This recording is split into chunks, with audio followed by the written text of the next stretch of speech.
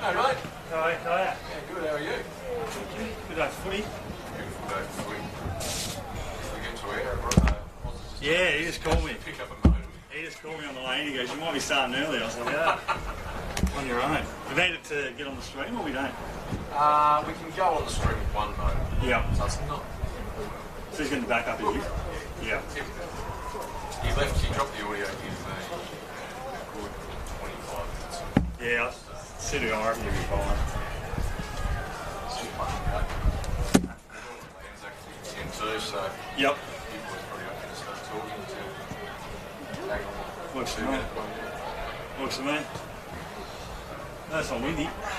No, I hope it stays like this. Yeah, it's terrible going up here in the wind. I'm only carrying 2 jackets around in the car at this stage. So, ask me to get it. I didn't think about bringing me a puffer. I was like, no, I don't think we should cool that much off.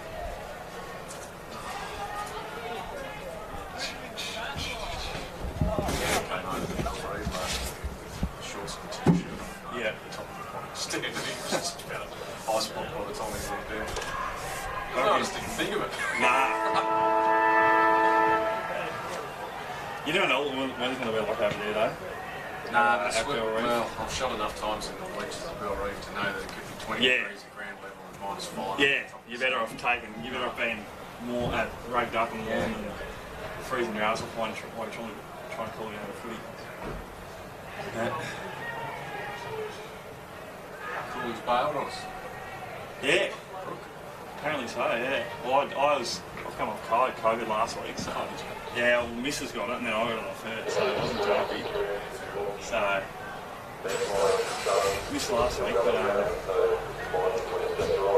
yeah, obviously he's getting around the school, so.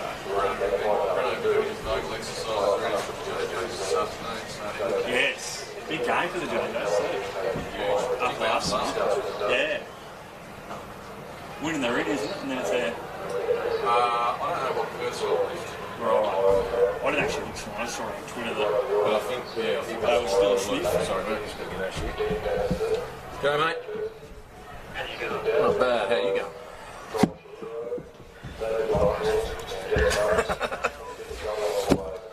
So Anthony's on his way with a modem.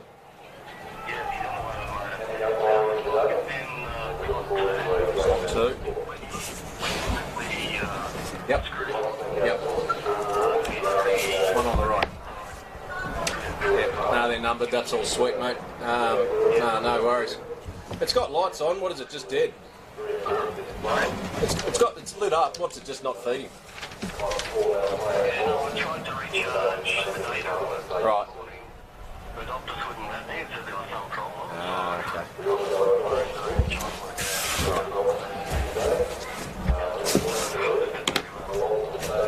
No, it's ultra up. Yeah, we'll be right, mate. We're in a good spot at least. Yeah, look, it's live now, and I think, it's the second, so. Yep. Yep. Okay. So, yeah, as I said, number 2, you should be able to just pull number 2 out. Yeah. You can just slide the top off, and it should be a yellow SIM card. No, that's fine, mate. I've got it. The actual slots are numbered, so that's easy. I've just unplugged it now. So, if you're still on air, it works. Yeah. No worries, mate. I don't reckon Oz is far away. We'll be right. Cheers. All sorted? Yeah. Your mic's alive, just so you know. No worries. I said that to Jared Waller the other day. And just he was down water today. I said, "Can I look where I shoot from?" I said, "Mate, just he's not." Yeah. You forget sometimes.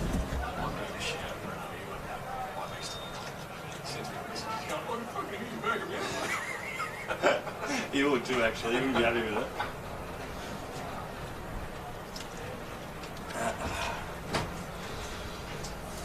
How did he pull up the charity basketball game the other week? He was alright, was he? Complaining. I saw a bit of footage of him. As much as he's been complaining about going at 45 minutes, he's been complaining a lot. Yeah. So he had several training sessions. He must be the only bloke who trains for a charity game. That's a Proud man. Doesn't surprise me at all. Trains with the 16. He's got a big name. He's got a big name to keep up. can't be having the number one tested sportsman That's right. not performing well. On the basketball Even court. though we used to have vision on him, bowling like John Howard. I've seen that actually. That gets a bit of a run on Twitter every now and then. Pull it out more. I see. Here he is. I said, where's that? I heard your dulcet tones as I walked up the Yep. stairs. Mike's a hot casino.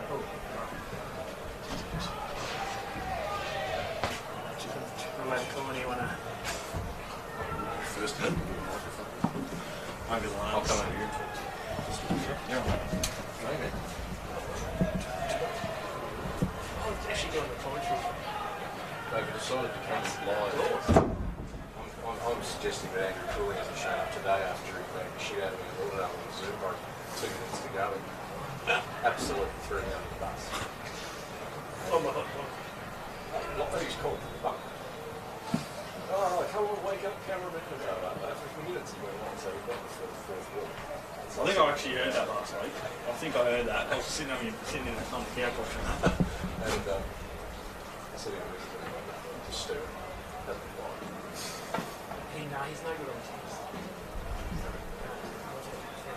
Last week. For all I know, I could text him some of the FFT. That's how long it takes him time. So does he do anything? Yeah, he does. Is that fair? I think he just kind of does it on commission. Because yeah, I actually pitched it as the sport, was the round ball football last week or the week before. Yeah. That's one of those things, if you know where everything's coming from, it's fun. Well, since Be very certain. no, you might be fun. Since calling it, it's occasionally they do in the weekly media. They're definitely not doing fire. We just get the stores. Yeah. Oh, yeah, we just get well, slice of cheese is where you go to. It wasn't even an official name. I'll tell you what, though, long, small, so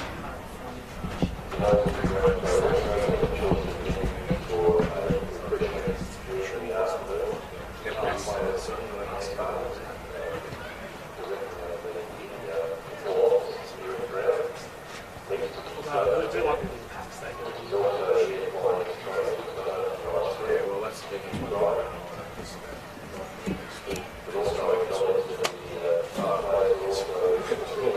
Full social media. By the time you guys have to do it, you've got all these 3 days to read it in the paper. We should hang with us.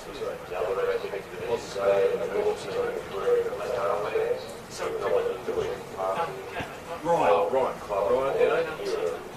yeah, right, yeah. Yeah. So you're on the On call, yeah. Yeah. Give me a Aussie.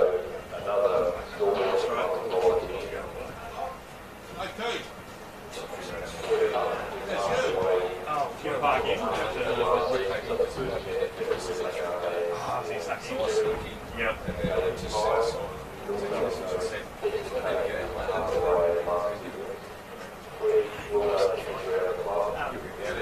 I just got the VIP pass. It's actually plastic thing. I've got a spare.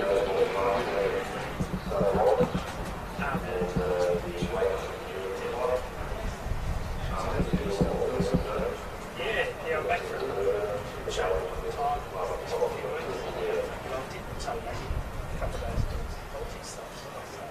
Talk about how different kinds of flick. One morning we're trying to get the Mercury to take a photo of something. Send them a story. We just can't have the real name of it.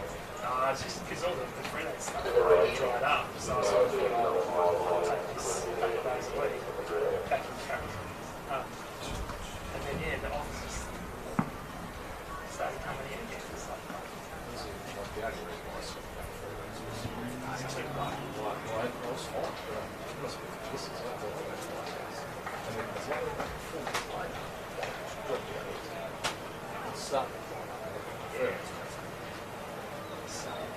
you've got to have the baseline to be able to take those troughs, and we used to have that.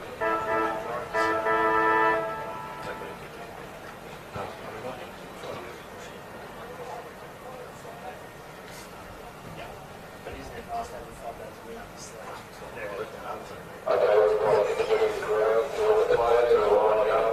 Shake something about it. This is spoken when I say it, but I much prefer the short ball. It's so across the neck now, but when you watch the yeah.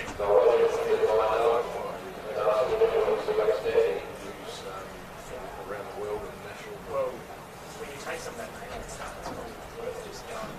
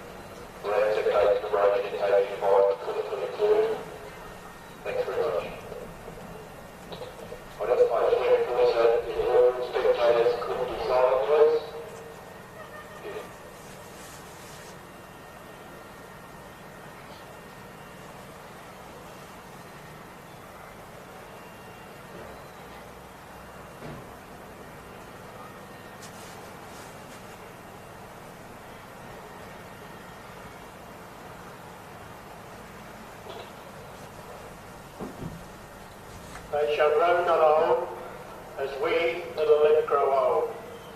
Age shall not weary them, nor the years condemn. At the going down of the sun, and in the morning, we will remember them, lest we forget.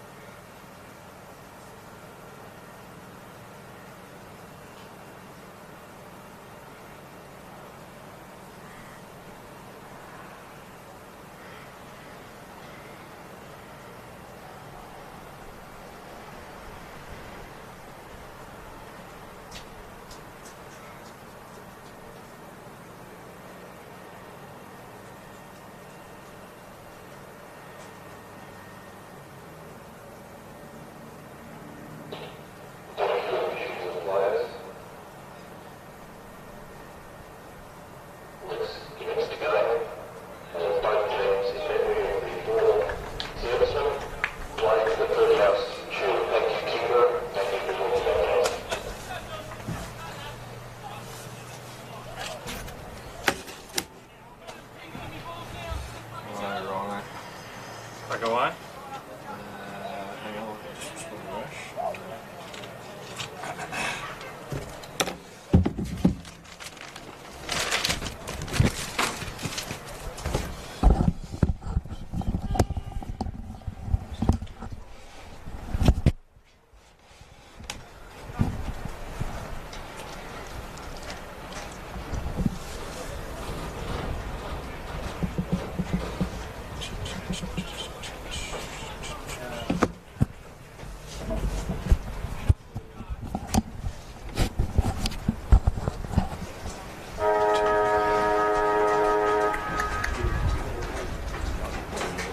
Yeah.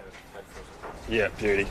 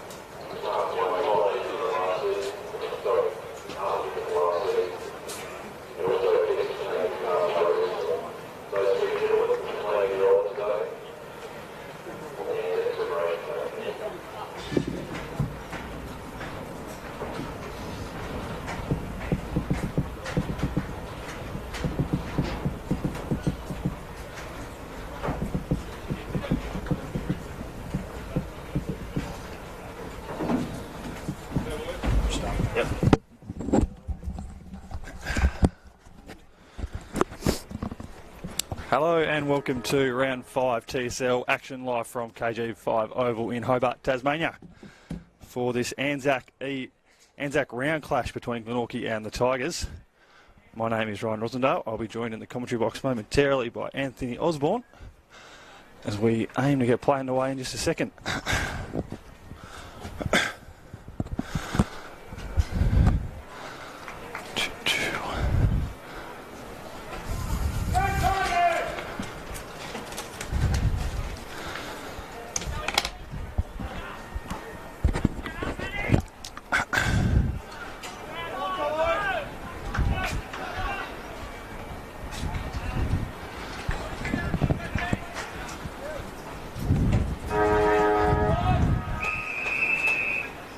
Ball is aloft now. Tompkinson wins that one down. Gets his own ball, gives off to Lovell. Kick smothered there by Simpson. Tigers now go inside 50, looking for Salter. Cut off well though by the Pies defence. Good tackle applied though. We'll get a boundary throw in. Other round 5 clashes today. We've got Clarence going up the highway. Biggest test in the TSL as they take on Launceston. So we'll bring you scores for that one throughout the day. Ball back in now. Tigers out the back. Whistle's been blown. High tackle. So free kick now to the Tigers. Through Griggs. He goes short. Lane's there over the back. The big man just goes up and under. Carter's there. So's Clifford. Pies look to go through Arnold. What can they do now? Ball up just on the paint of 50. And the other round 5 clash this weekend will be taking place on Monday. A special Anzac Day clash between North Hobart and Lauderdale. So you'll see that one on the Daily Potato Co live stream come Monday. Pies now. Clear this one out through Simpson. He takes a mark, kicks short. Good spoil applied. Tigers now come back through. Lovell. Cole might have been taken high there. Play on, says the umpire. Kick out now from Camrick.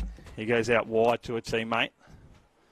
First real bit of attacking play they've had all day, the Pies. It's going to send them inside 50 now. But it's straight down the throat of a Tigers defender.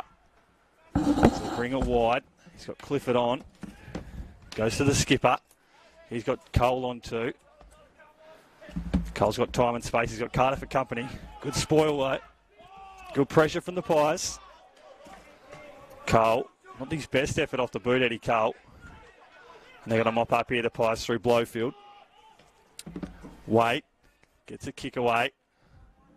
Good contest from Donnelly. Sorty's there for company. They've got the numbers in defence here. Goes wide to Adams. He kicks wide. It's a real grub of a ball, but it's going to work out well. It's come out to Parker. Handball out now to Doran. He comes up the line. He's got Graham. Might have been taken over the shoulder. Play on, says the umpire. Good work there by Brown. Comes inside now to John Geard. Geard goes inside.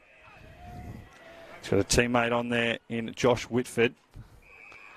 He goes even wider now to Isaac Manson. Just some short chip play here from the Pies. It's been good. Waite's got the footy now. Again, another short one wider. Comes back over the top to Manson. 2 disposals in a minute for Isaac Manson. And it appears he's going to have our first shot on goal for the day. As we just tick into the 3-minute mark of the first quarter. And I'm joined in the commentary box by Anthony Osborne. Kingborough to be here, Ryan. Beautiful day for Anzac weekend football. Really excited for this one, just to see how this Glenorchy side goes against a real front runner this year in the Kingborough Tigers. So they come inside, went to Geard. It's not his best off the boot. That's gone straight down the throat of Zach Adams. So Adams now comes wide. He's got a teammate on in O'Neill. Missed last week, back in this week. He's had a good start to the season as George O'Neill. He's looking for Graham. He's got 2 to beat though, can't do it. Geard's there for the Pies. O'Neill comes back for help, but the bandoline's going to beat all comers. And we'll get a throw in. Big opportunity here for Glenorchy to make a strong start against a highly favoured opposition in the Kingborough Tigers. This Glenorchy outfit, such a young unit, showed some signs of promise, but overall it's been a pretty tough start to the year for them as Cole has taken, I thought he might have taken without the football, but he's going to be pinged for holding the ball. Josh Arnold, the skipper, doing well for Glenorchy. His kick into the middle, a little bit of a party trick there. The mark's taken. Go out wide to Ling.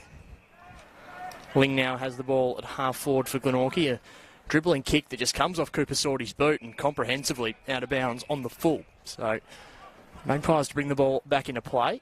Isaac Manson to have those duties. Started well, Manson. He's had 3 disposals in the space of the last 3 or 4 minutes, so he's one that the Pies are going to have to get a lot of footy in the hand today if they're going to be any chance to beat this Tigers outfit. Tonkinson flies, so does the Glenorchy player. Good mark taken, straight in front. So the Pies are going to get their second shot on goal, I should say, for the day through Josh Meredith. And they could kick the first of the day, which would be a perfect start for Aaron Cornelius and the Glenorchy coaching group. Yeah, certainly would, and just give them a lot of confidence if he is able to kick this goal. So Meredith now, 15 metres out, straight in front. He should have no trouble. He does not. He puts it straight through the middle. So the Pies get their first through Meredith. and they lead by the solitary goal. Yeah, fantastic start for Glenorchy, Ryan, and you can see there just the intent from Josh Arnold on the opposing half-forward flank, just to really put Eddie Cole under the pump. His kick in the middle was a brave one, but the mark was well taken in the end by Brady Simpson. They were able to build from there. It's really good start for Glenorchy, and although Kingborough will certainly have their heads up, thinking they're not too far behind the 8 ball, but it's exactly the start that the Magpies would have been after. And I guess hitting the scoreboard for them is going to be so important today, really making the most of those opportunities. For a young group, you definitely want to hit the scoreboard early, build that momentum early in the game, because if you get some early momentum, you fancy yourself a shot, especially against a side like the Tigers, who have had a blistering start to the season. Only lost the one game against Launceston. Coming off a pretty good win last week against North Hobart. They were pretty good against a very fancy D side who played the Pies 2 weeks ago and really put them to the sword. So it's been a terrific start to the TSL season for 2022. 5 rounds in, as I said, another game today up at Windsor Park. Launceston and Clarence, which should be an absolute cracker. And then Monday we've got North Hobart and Lauderdale. With Lauderdale really needing a win on Monday. Yeah, it's a fascinating game of football. Lauderdale 0-4. Well, they've really been, I think they've led at three-quarter time in each of their games, and to drop 3 games at home is really unlike the Lauderdale Bombers, so a big opportunity for them to hit the ball, but as you said, against a quality team in North Hobart, so ball's been thrown back into play. The Tigers linking up with a little bit of run, kicking the ball down towards half forward. Glenorchy just holding up fairly well here at the moment. Blowfield taken with the football. The umpire's going to take it back. I think the really big challenge for Glenorchy today is going to be trying to mix it with the Tigers midfield. They've become the real clearance kings of the competition to start the year. The likes of Lovell, obviously Eddie Cole, Lockie Clifford. They're without Will Campbell. Unfortunately, he's gone down with a knee injury, but there's still plenty of class through there as the Tigers try and drive the ball towards half forward. Target was Jordan Lane.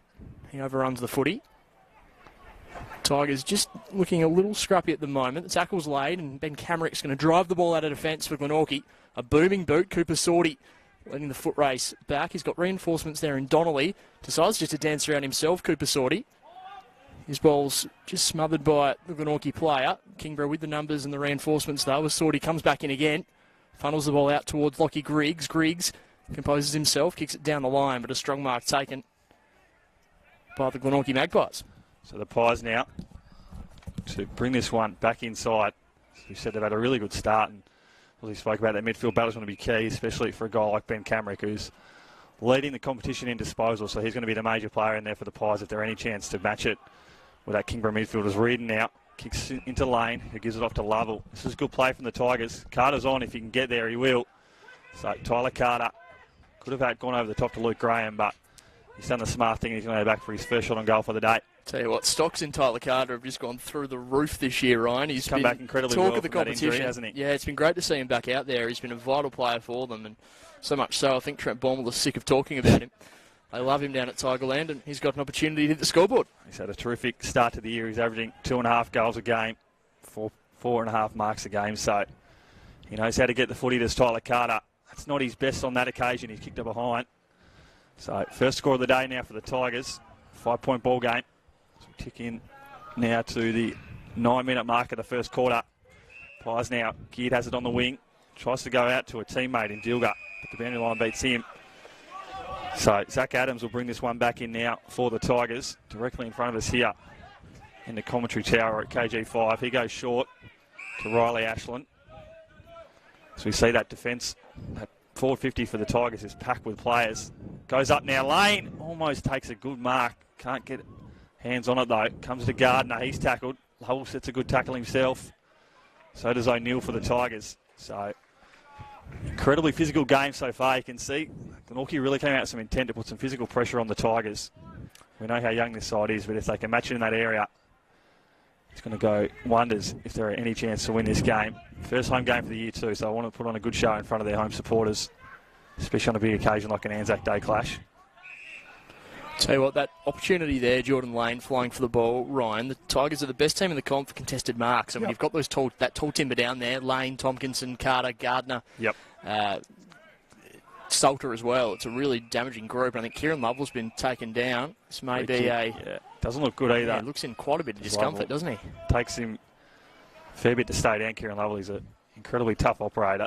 Looks like a leg, potentially. The Tigers boys aren't happy with it at all. It's a golden opportunity now for the Kingborough Tigers to hit the scoreboard.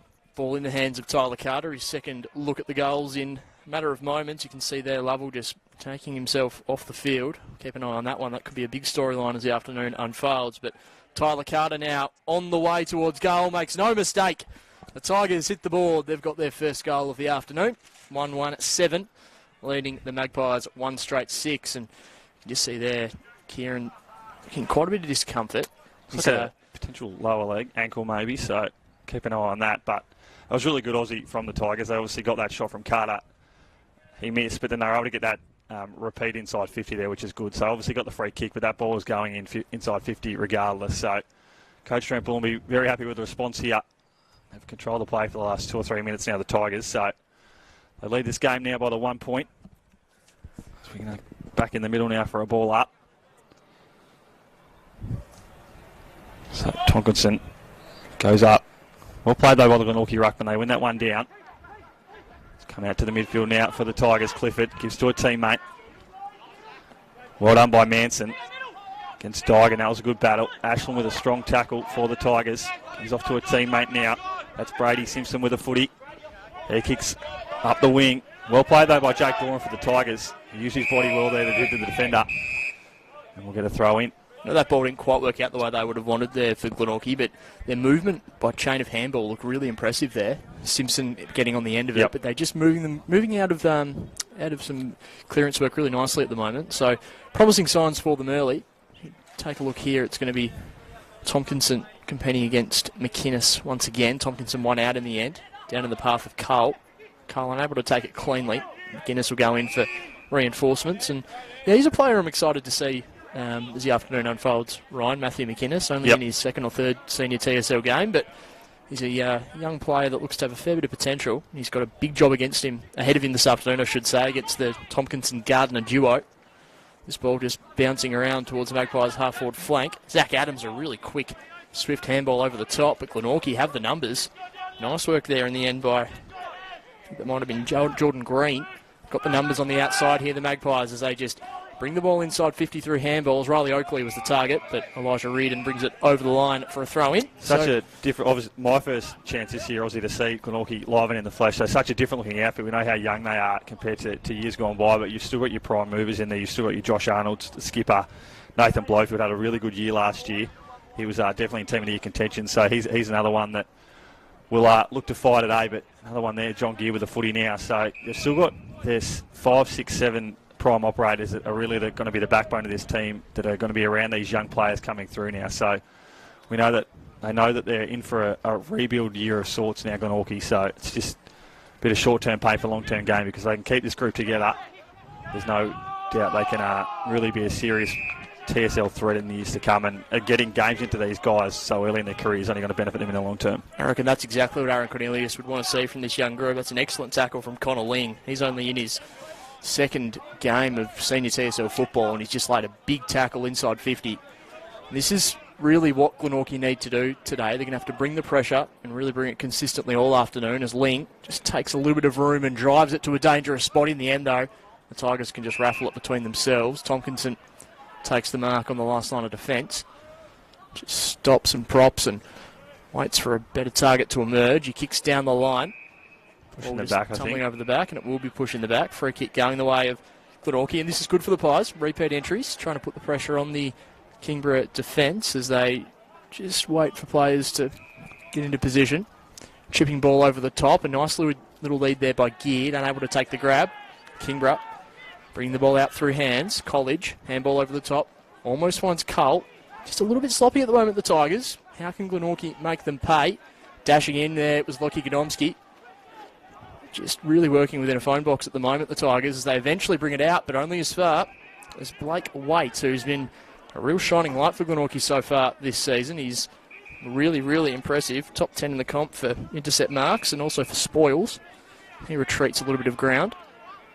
They'll look to work their way back up now, Glenorchy, but that ball's chopped off by College. College is going to go short to Ashland. Riley Ashland. Just needing to get a bit of composure in this game now, the Tigers. Ashland goes out wide. Kingborough will look to relaunch off the halfback flank. So the Tigers now come into the middle. Clifford's there, goes over the skipper's head. And the Pies are going to look to bring this one straight back inside 50. But again, the Tigers are like a rock in defence. There's always 2 or 3 spare men. So that's something they're going to have to tighten up on now, the Pies. Comes out wide now. Doran's on the run. He gives it. He's got pressure on now, though. He comes up to the wing. Arnold, good pressure against Reardon. But again, the Tigers have the numbers. Brown out the back, though, for the Pies. Gives off to a teammate now. That man there is McGuinness. He's tackled, though. Holding the ball, says the umpire. So good tackle there applied by George O'Neill. He's going to get a free kick now. Just in front of us here in the commentary box on the wing. So again, 1 point ball game here. It's been incredibly tight early. Glenorchy have come out with great intent so far in this game, and we knew they're going to have to start well to be any chance against such a strong Tigers outfit. Lane couldn't take the mark. Comes down to the Pies now. That was Camrick. He gives off, but it's going to go only as far as Doran. And again, the Pies are getting plenty of ball in their area of the ground, but it's always cut off by that strong Tigers defence. So it's going to come out now to Zach Adams. What can he do with the footy? He's got a paddock to run into. He takes a bounce. Take another one, but he likes to kick long now. He's got Luke Graham there. Can he get to it? He can. He's got a teammate over the top in Salter. He gets the footy now. Kicks inside 50 to Eddie Cole. He's taken a strong mark. He plays on immediately. Comes back inside to Gardner. And the big man takes the mark straight in front, 40 out. Yeah, nice work there by the Tigers. Again, they're probably just needing to kick a goal to settle things at the moment. It's pretty scrappy football from both teams, and Glenorchy have had a couple of chances inside 50 the last few minutes, unable to capitalise, and now the Tigers will look to go down the other end and hit the scoreboard. Marcus Gardner. Marcus Gardner, the big man, he's averaging a goal a game so far this year, so this would be a pretty good start for the big man. It's gone straight through the middle. Umpire did not move a muscle there, so the Tigers get their second of the game. Takes them to 2-1-13 to Glenorchy 1-0-6. So we hit the 17.5 minute mark of the first quarter here at KG5. Yeah, nice finish there from Marcus Gardner. I really like the work of Zach Adams down the wing as well. Started off across the half-back line and worked the ball in really nicely. Fantastic finish in the end from Gardner. Pretty regulation. He made no mistake. So Gardner and Carter hitting the scoreboard in the opening term. That's always a good sign for this Kingborough unit. They're now away to a 7-point advantage as we wait for the ball to come back in the middle. We've almost ticked over 18 minutes in this opening term. Glenorchy really hoping to capitalise on this good start and hit the scoreboard and just keep in touch with the Tigers as we approach the back end of the term. Ball's bounced in the middle of KG5. Another ruckman really able to get an advantage. Callum Thompson just throws it over his head. The umpires deemed it actually was a throw, so now showing a bit of a dash here is Godomski. Godomski, dinky kick inside, finds Jack Tompkinson. Champagne footy there from the Tigers. Now what can Tompkinson do? Godomski, plenty of dash off the halfback flank, moving really quickly and just had the composure to settle himself and opt to go for the shorter pass in the direction of Jack Tompkinson. He's been a revelation so far this season 2022. Former Brisbane Lion Academy player Jack Tompkinson is going to be kicking the best part of 50 metres. Crosses the paint now on the kick. Never looked like it was anywhere near the goals, and in the end hits the behind post for out of bounds on the full. But I really like that work from Godomski. He's had a good couple of minutes. Yeah, incredibly. Trent Bull, I should say, would have been incredibly pleased with Godomski started this game. He's one of those defenders in that back six for the Tigers that probably doesn't get the plaudits he deserves outside of the internal walls at the Twin Ovals, but I know that Coach Trent Bull really pleased with his work so far in season 2022. Footy comes out now. Tigers have the numbers. Comes out now to College. He gives off to a teammate. It's not a great kick off the boot. Tries to find Eddie Cole, but he's stuck behind a Magpies opponent. Whistle's being blown for a hold. So I think it's going to go the way of the Pies it is. So Brady Simpson's the man with the footy. Sorry, no, it's a Tigers free kick. So going to go inside, but the Pies bring this one back out now to the wing. Caught under the footy there is that man Matthew McGuinness. So this goes over his head, and the Tigers again in defence through these key pillars. Donnelly, one of them. He's going to go wide now out to Zach Adams. He takes a mark. He's got two Pies there, so he holds and waits. Kicks up the line. Looking there for a teammate, but the boundary line beats in. So that man was George O'Neill. Just seen a couple of times already, Ryan. Cooper Sorty, just with the capacity to obviously lock down his opponent, but also provide them with a real attacking option across half-back. He did well to take that mark, and that lateral kick over to Ben Donnelly just opened up the ground for them. I think Cooper Sorty's going to be a big player as the afternoon progresses. Dygan, handball over the top. John Geard potentially taken without it. The umpire agrees. Just infringing there was Eddie Cole. So Geard, one of the experienced campaigners, he in the end probably splits the middle of his two teammates. Jake Doran doing well, hustling the ball over and out for a throw in. It's probably like a bit of talk there, the two Pies boys. I think probably the ball was on there for number 8, Callum Thompson, and Dilger thought he'd leave it. So just lacking a bit of talk there, the Pies boys. Ball's thrown back into play. Gardner, double-fisted tap down to Zach Adams, who's been really lively. Just pushed as he kicked the ball. Lockie Griggs tried to slap a hand in there, but unable to take full possession. Kane Dean involved for Glenorchy, but Kingborough going in for a second and third effort. Callum Thompson back of the pack, trying to funnel the ball out, but the umpire will take it. Thompson's a player who's really stepped up. A couple of season or two of TSL football under his belt now, leading the comp for tackles, which is a really nice metric for a young player and a young team, really taking a leadership role. Umpire's call is going to be for a throw, so the free kick going the way of that man, Callum Thompson. Short kick on to Geard. Comes wide now to Geard. He's going to bring up the line. It's for a teammate there in Josh Whitford, but that's cut off well by Max College. Brings back in to a teammate. They're going to come straight through the guts now through Jake Doran. He's going to get his kick away. He does. Jordan Lane's there. Why don't he push out? Umpire says play on. So they come back out now to Pies through Bailey Jenkins. Another one of these young Pies that have come in the lineup this year. Comes over the top to Waite. Reardon collects him for company. Free kick, says the umpire. So what can Waite do? He's got Geard on short. He goes back to his skipper in Arnold. Really been forced to, we know he's such a good lockdown defender, Josh Arnold, but he's really been forced to ply straight in the midfield so far this season. He's having a terrific year. He looks for a teammate. Really good spoil over the top there though from Podolski. That was terrific intent from both players. Blowfield was the man Arnold was looking for, and it was terrific there from Godomski coming over the top with a spoil.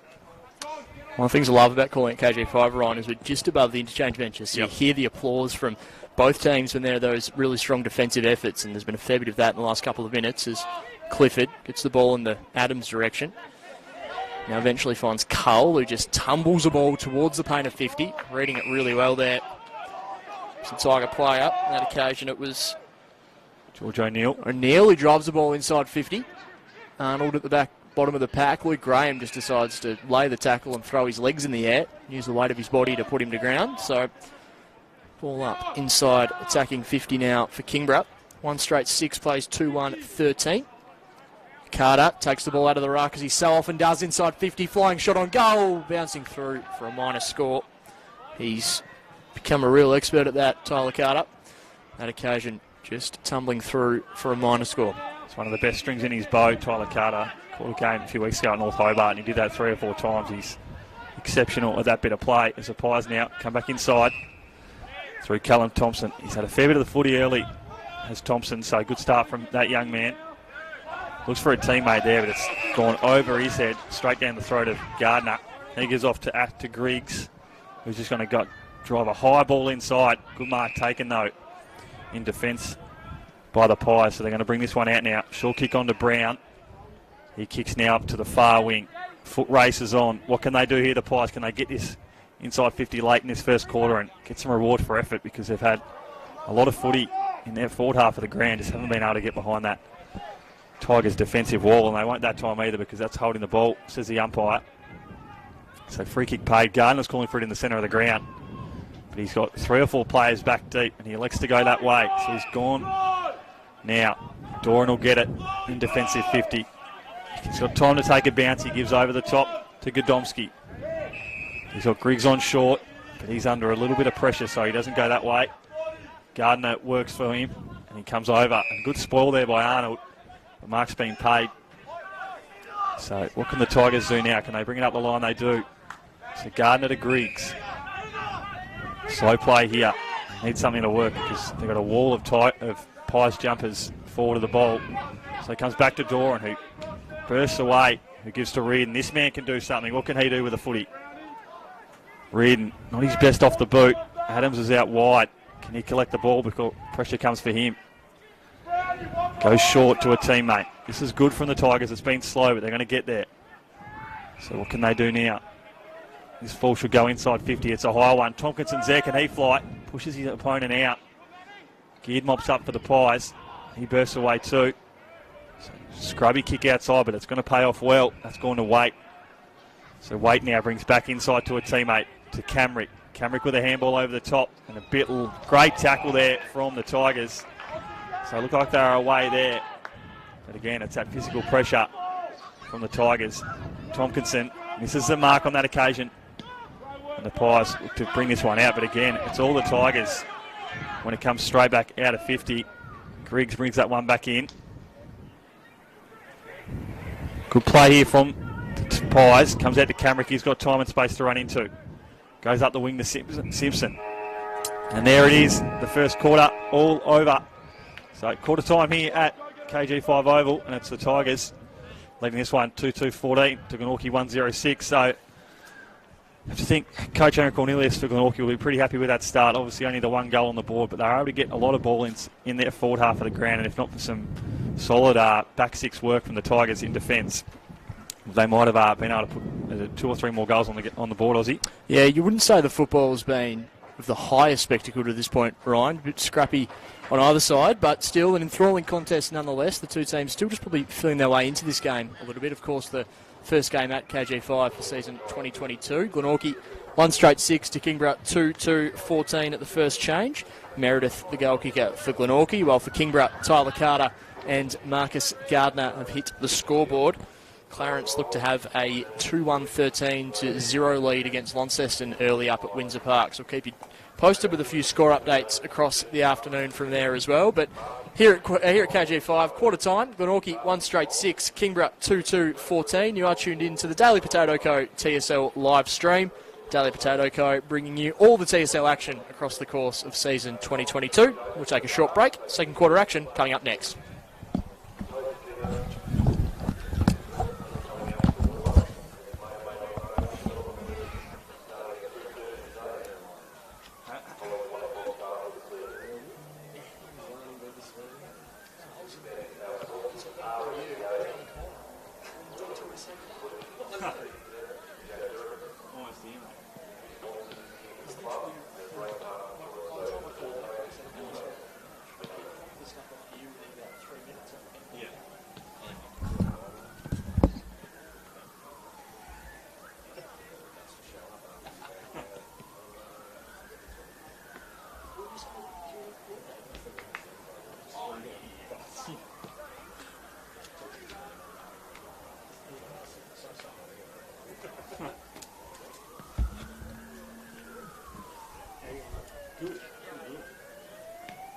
Sorry, I ran out of hands. I just put the boys down.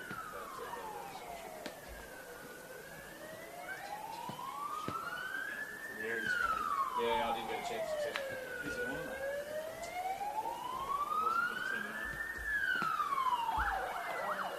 Yeah, I've pulled it up. It's on 10 now, so I don't have any more to give it. Yeah, so we'll just have to roll it. Cheers. Yeah.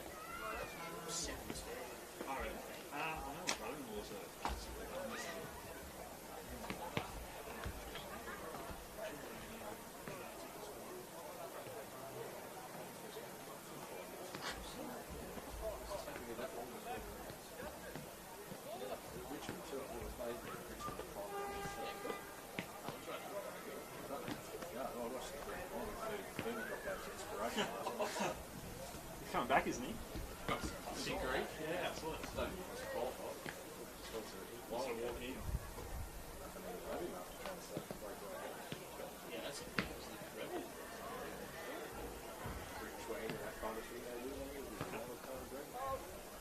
Oh, that is interesting.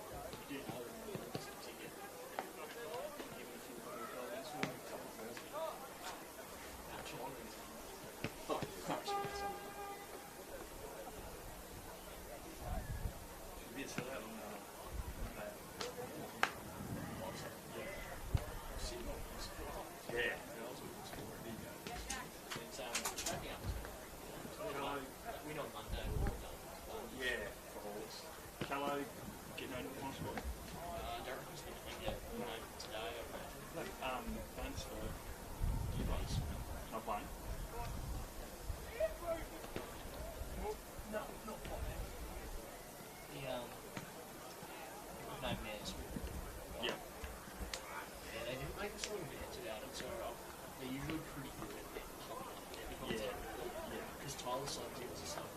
Yeah. Yeah.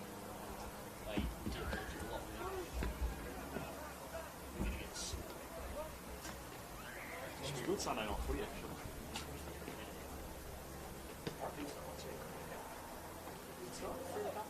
Yeah, yeah. Yeah.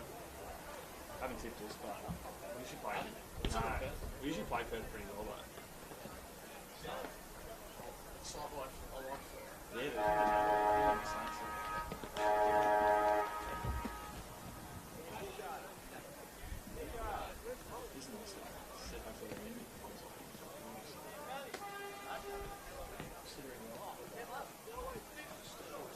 The early start, not being here at 4 o'clock. Yeah. Yeah.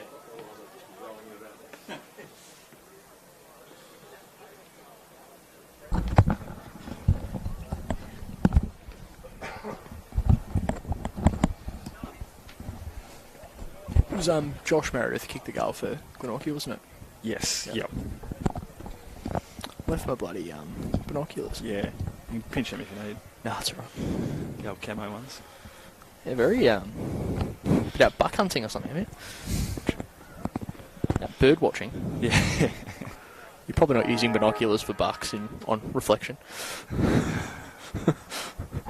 That reeks of a vegetarian trying to talk about hunting.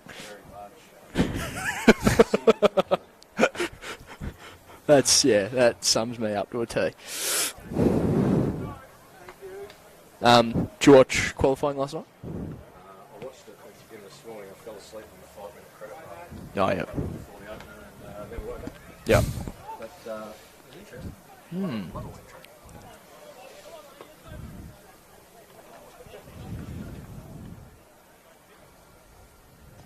Yeah, I wonder if the rain spice things up.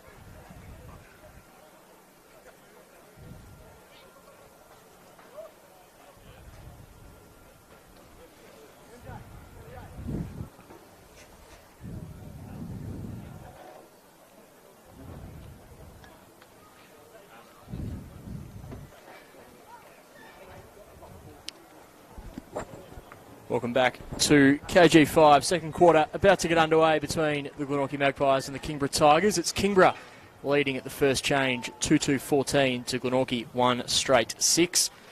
Magpies certainly showed a fair bit of pressure in that opening term, but didn't quite get the scoreboard reward that they would have liked. Kingborough probably wrestled a bit of control late in that first quarter run, wasn't it? Yeah, they started the game really well. They probably had a lot of the footy inside their forward half of the ground for the majority of that opening 10 minutes, so it was a real shame they weren't able to put more scoreboard pressure on against the Tigers. And as you said, Aussie, the Tigers were able to reel back late in that quarter and kick the 2 goals. So they can start this second quarter the same as they started the first. They might be in for a really good quarter. The Pies. Comes up now. Gardner wins a tap down. It's going to come out to the Magpies though, but that's intercept cut off by Adams. Again, cut off there by McGuinness for the Pies. Geared. Goes out to Camrick. He kicks inside 50 now. Can they get a mark? Ball that's going to assist them on that. It won't on that occasion. They stream out of defence to the Tigers. So that one's come out now to Parker. What can he do with the footy? He's going to stop and prop and look for an option. Not his best off the boot on that occasion. Mark's been dropped, but it's come off well. Camrick tackled by Reardon late, but he gets his kick away. Does a number 1 disposal getter in the comp. As we said, he's going to be a really big mover today, Aussie. We know what talent they've lost out of this lineup, but Ben Camrick stuck fat, and he's had a terrific start to season 2022. Yeah, he's been doing it all, Ben Camrick. He's such a dynamic player, and his explosion from stoppage is going to be really important today against this Kingborough team, who are just full of those real clearance specialists. This ball's thrown back into play. Cole involved, wrapped up in a really strong tackle. Glenorchy just trying to surge the ball forward. Cooper Sorty mops it up once again, goes with the handball out wide. Again, Glenorchy just setting up a nice little wall here. Opportunity to go inside once again. Decides to kick laterally in the Blake Waite direction. Waite stops, props, and drives it to a really dangerous spot. Flying high, unable to take the grab. Donnelly at ground level. Evades it to would-be tackler. Gets it out to Lockie Griggs. Griggs, a piercing ball out of defence, finds Tyler Carter. Halfback flank. He decides to use the runner and Lockie Clifford. Clifford to Graham. Graham, handball just misses Eddie Cole. He's got Josh Arnold for company. Cole then wraps Arnold up in a tackle.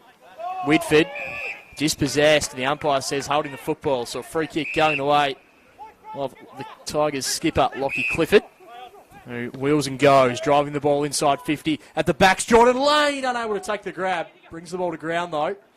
Waite lays a tackle. The umpire's going to take it just inside attacking 50. You just feel whenever the Tigers move the ball quickly, Ryan, that tall timber down there is going to cause some really serious headaches for Glenorchy and just create opportunities for goal. They've got so many options down there this season, as we've seen in the opening 5 rounds. So, again, that's going to be a worry for Coach Aaron Cornelius to the Magpies. They're going to have to be strong in that area of the game in defence. So footy's come back out now. And part of that play there was the Tigers captain, Lockie Clifford, coming off a really strong performance last week against North Hobart, kicked the 3 goals and had a bucket of footy. So good to see the Tigers skipper rolling into some nice form in the early part of season 2022. And that one's gone straight through the hands of Ben Donnelly. So there's a foot race on now, and he stops and props and gets around his opponent well. He gives a kick out now to Lockie Griggs. So he goes over the top now to that man, the skipper in Clifford. He's got Blowfield on the mark. He's going to try to get around him, but he's got Simpson for company. And he just got his handball away. So who's going to fly here? Salter it is, but it's going to go straight down the throat of Blake Waite for the Magpies. So he's got options inside. He elects to go there now. Reardon, foot race on. Do not take on Elijah Reardon because he will get you every day of the week. That's holding the ball.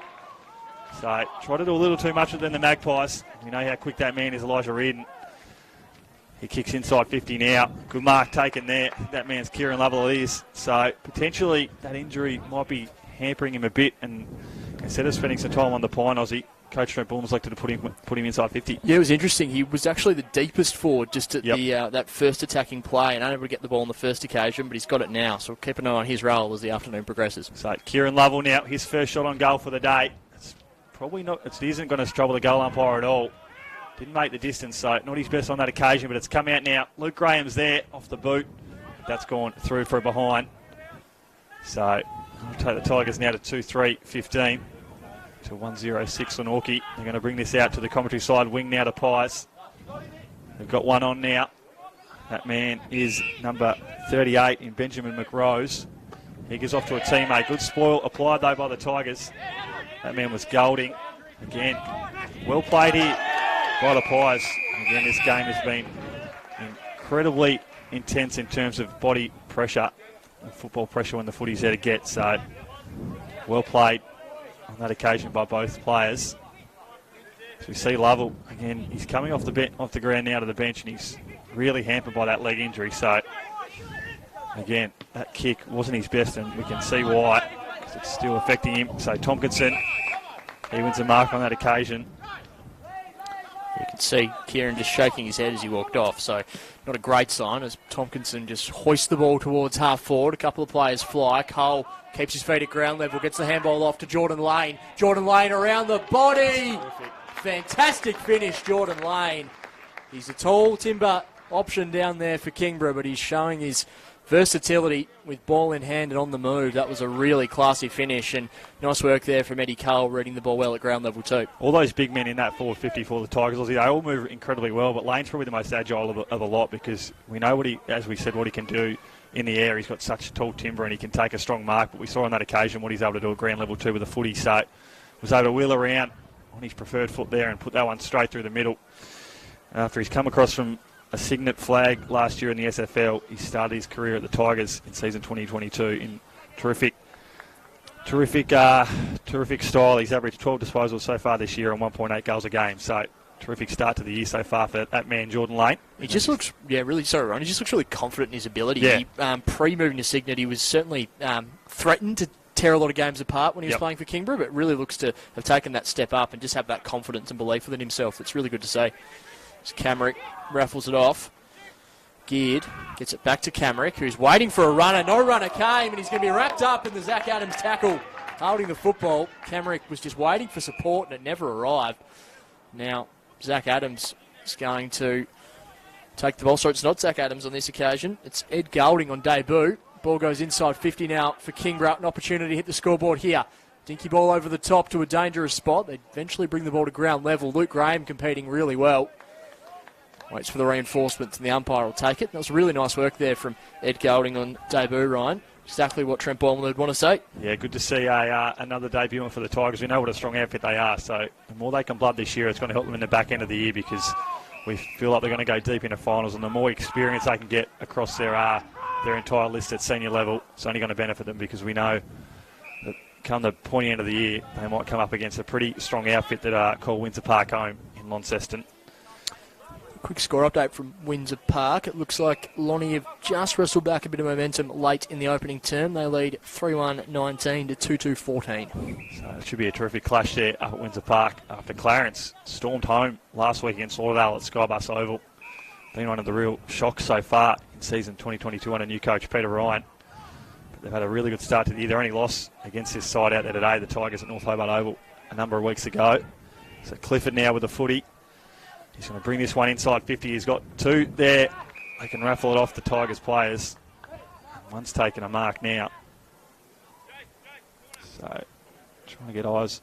George O'Neill, I think George it might O'Neill. So, far side of the ground here in the tower.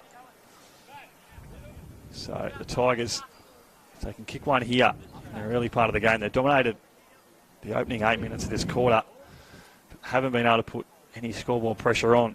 So can they do it now through George O'Neill on the far half forward flank? He's about 40 out when he kicks. It's not going to make the distance, but man's there in Carter. He's taken the mark. So that's exactly where you want your full forward to be. Aussie on the goal line. Yeah, he just read the ball better there, didn't he, Tyler Carter? And in the end, took the mark on his chest as he wheels around. He's got two. Kingborough just extend this little run they're having. They move along and kick their fourth of the day. Carter with two, and the other two goal kickers are Gardner and Lane, just starting to scream some alarm bells for Glenorchy. They really need to just arrest a bit of this Tiger momentum if they're going to claw their way back into this game.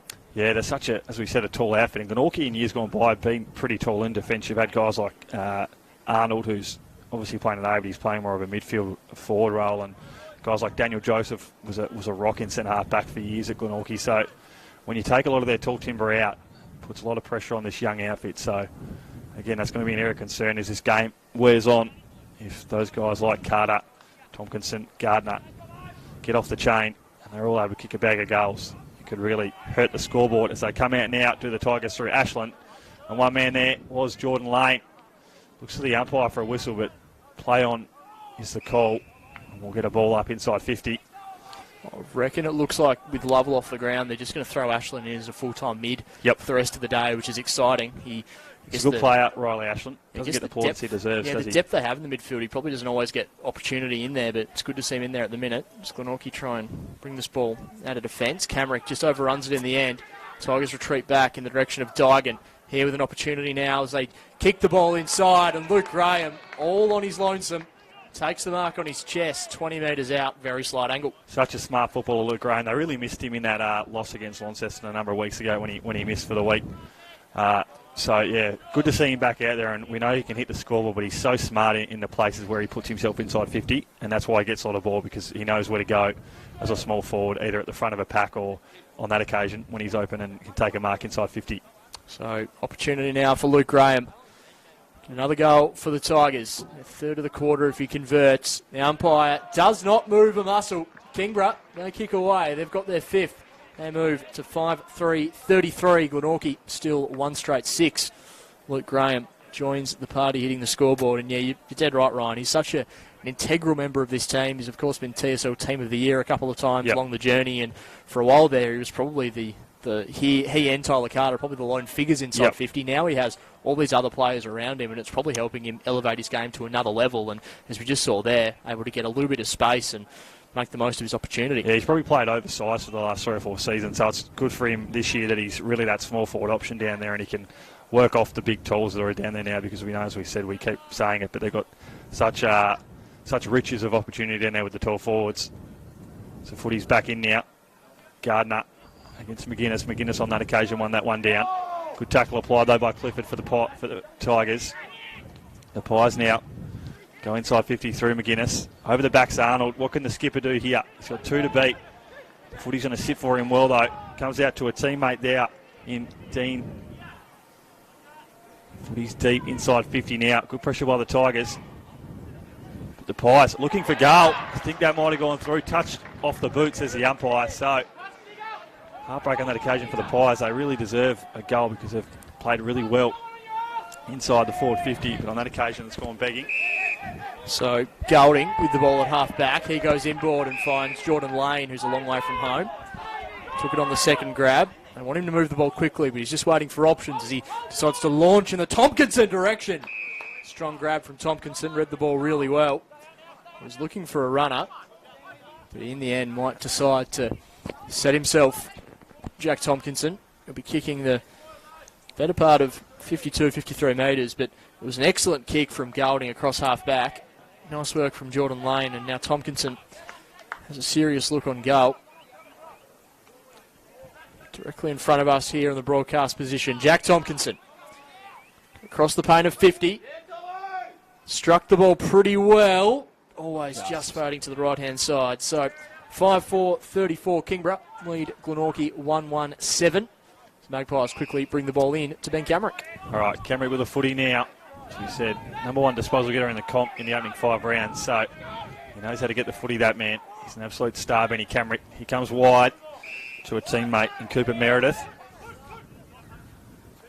He's been a prominent figure in the Pies lineup for the last couple of years, Cooper Meredith. But he's cut off on that occasion by Tompkinson. And the big man just lets him know about it on that front. So ticked over now into the 13-minute mark of the second quarter here. That's the Tigers with a strong little lead, 5-4-34 to 1-1-7. Pies with a 1 behind in this quarter. We'll be looking to really put some scoreboard pressure back on the Tigers as they come out now through Bailey Jenkins. He tries to give off to a teammate, but it's cut off by Reardon, who's got 3 or 4 to beat, and he does it on that occasion. Good tackle, though, applied there for the Pies. Looked like it was Lockie Clifford trying to bust through on that occasion. So Kieran Lovell still off the ground. Hasn't taken the jumper off. The boot's definitely off, Ryan. He's got a bit of ice. I can't quite see, but definitely on his right leg. Looks like Kieran Lovell's done for the day then. So big loss now for the Tigers. The rest of the engine room is going to have to battle away well, and we know what a deep engine room they've got. Footy's out now.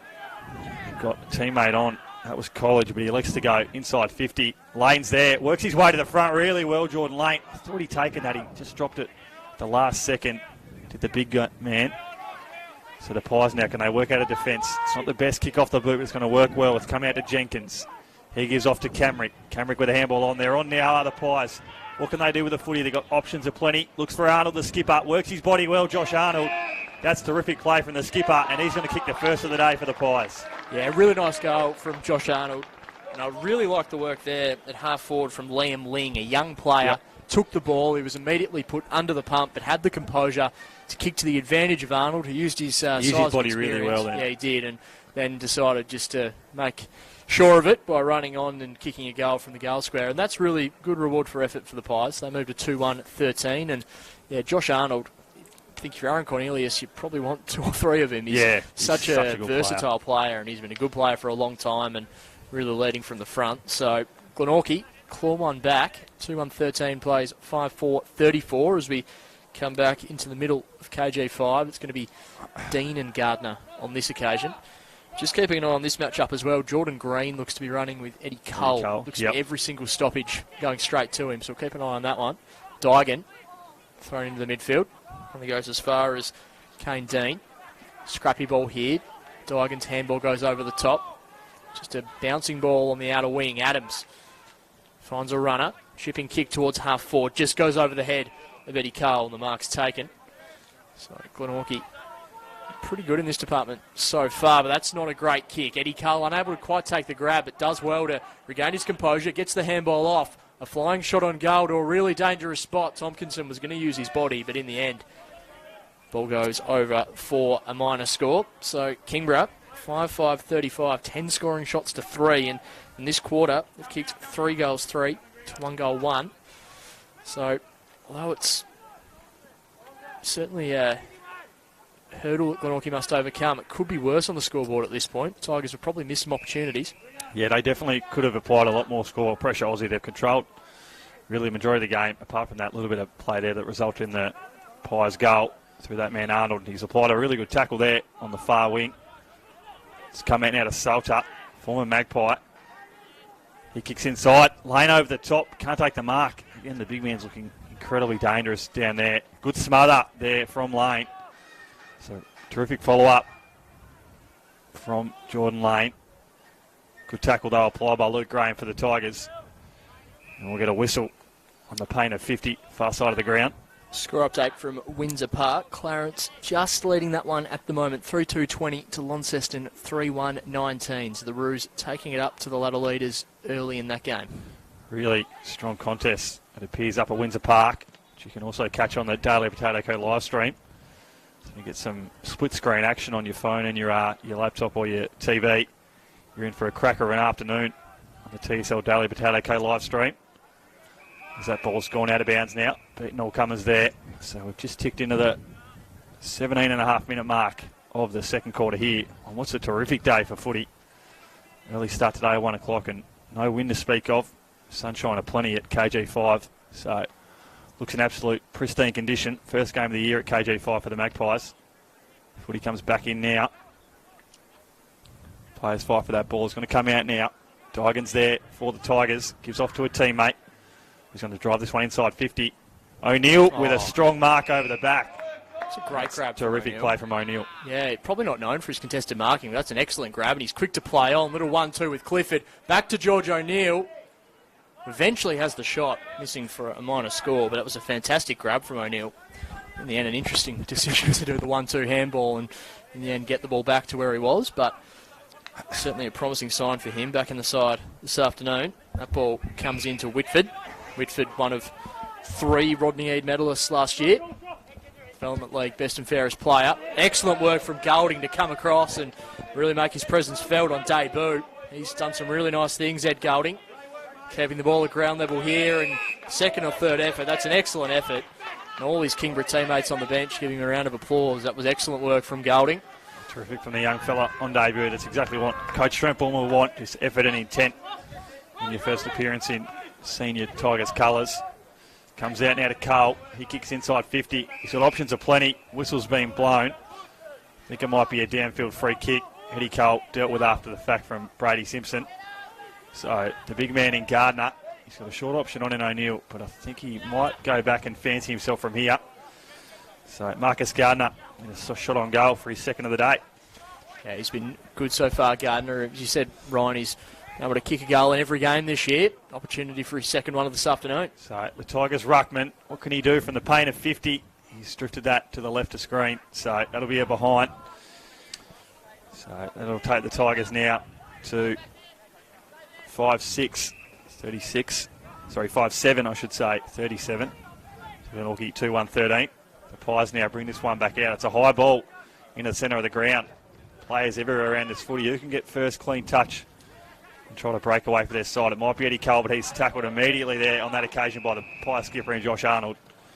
That's terrific play. It's exactly what you want from your skipper as a young side. Sets the tone early, does Josh Arnold. Really played a utility role today, Aussie. We've seen him in the midfield, up forward and in defence currently. Yeah, he's done everything so far as Arnold.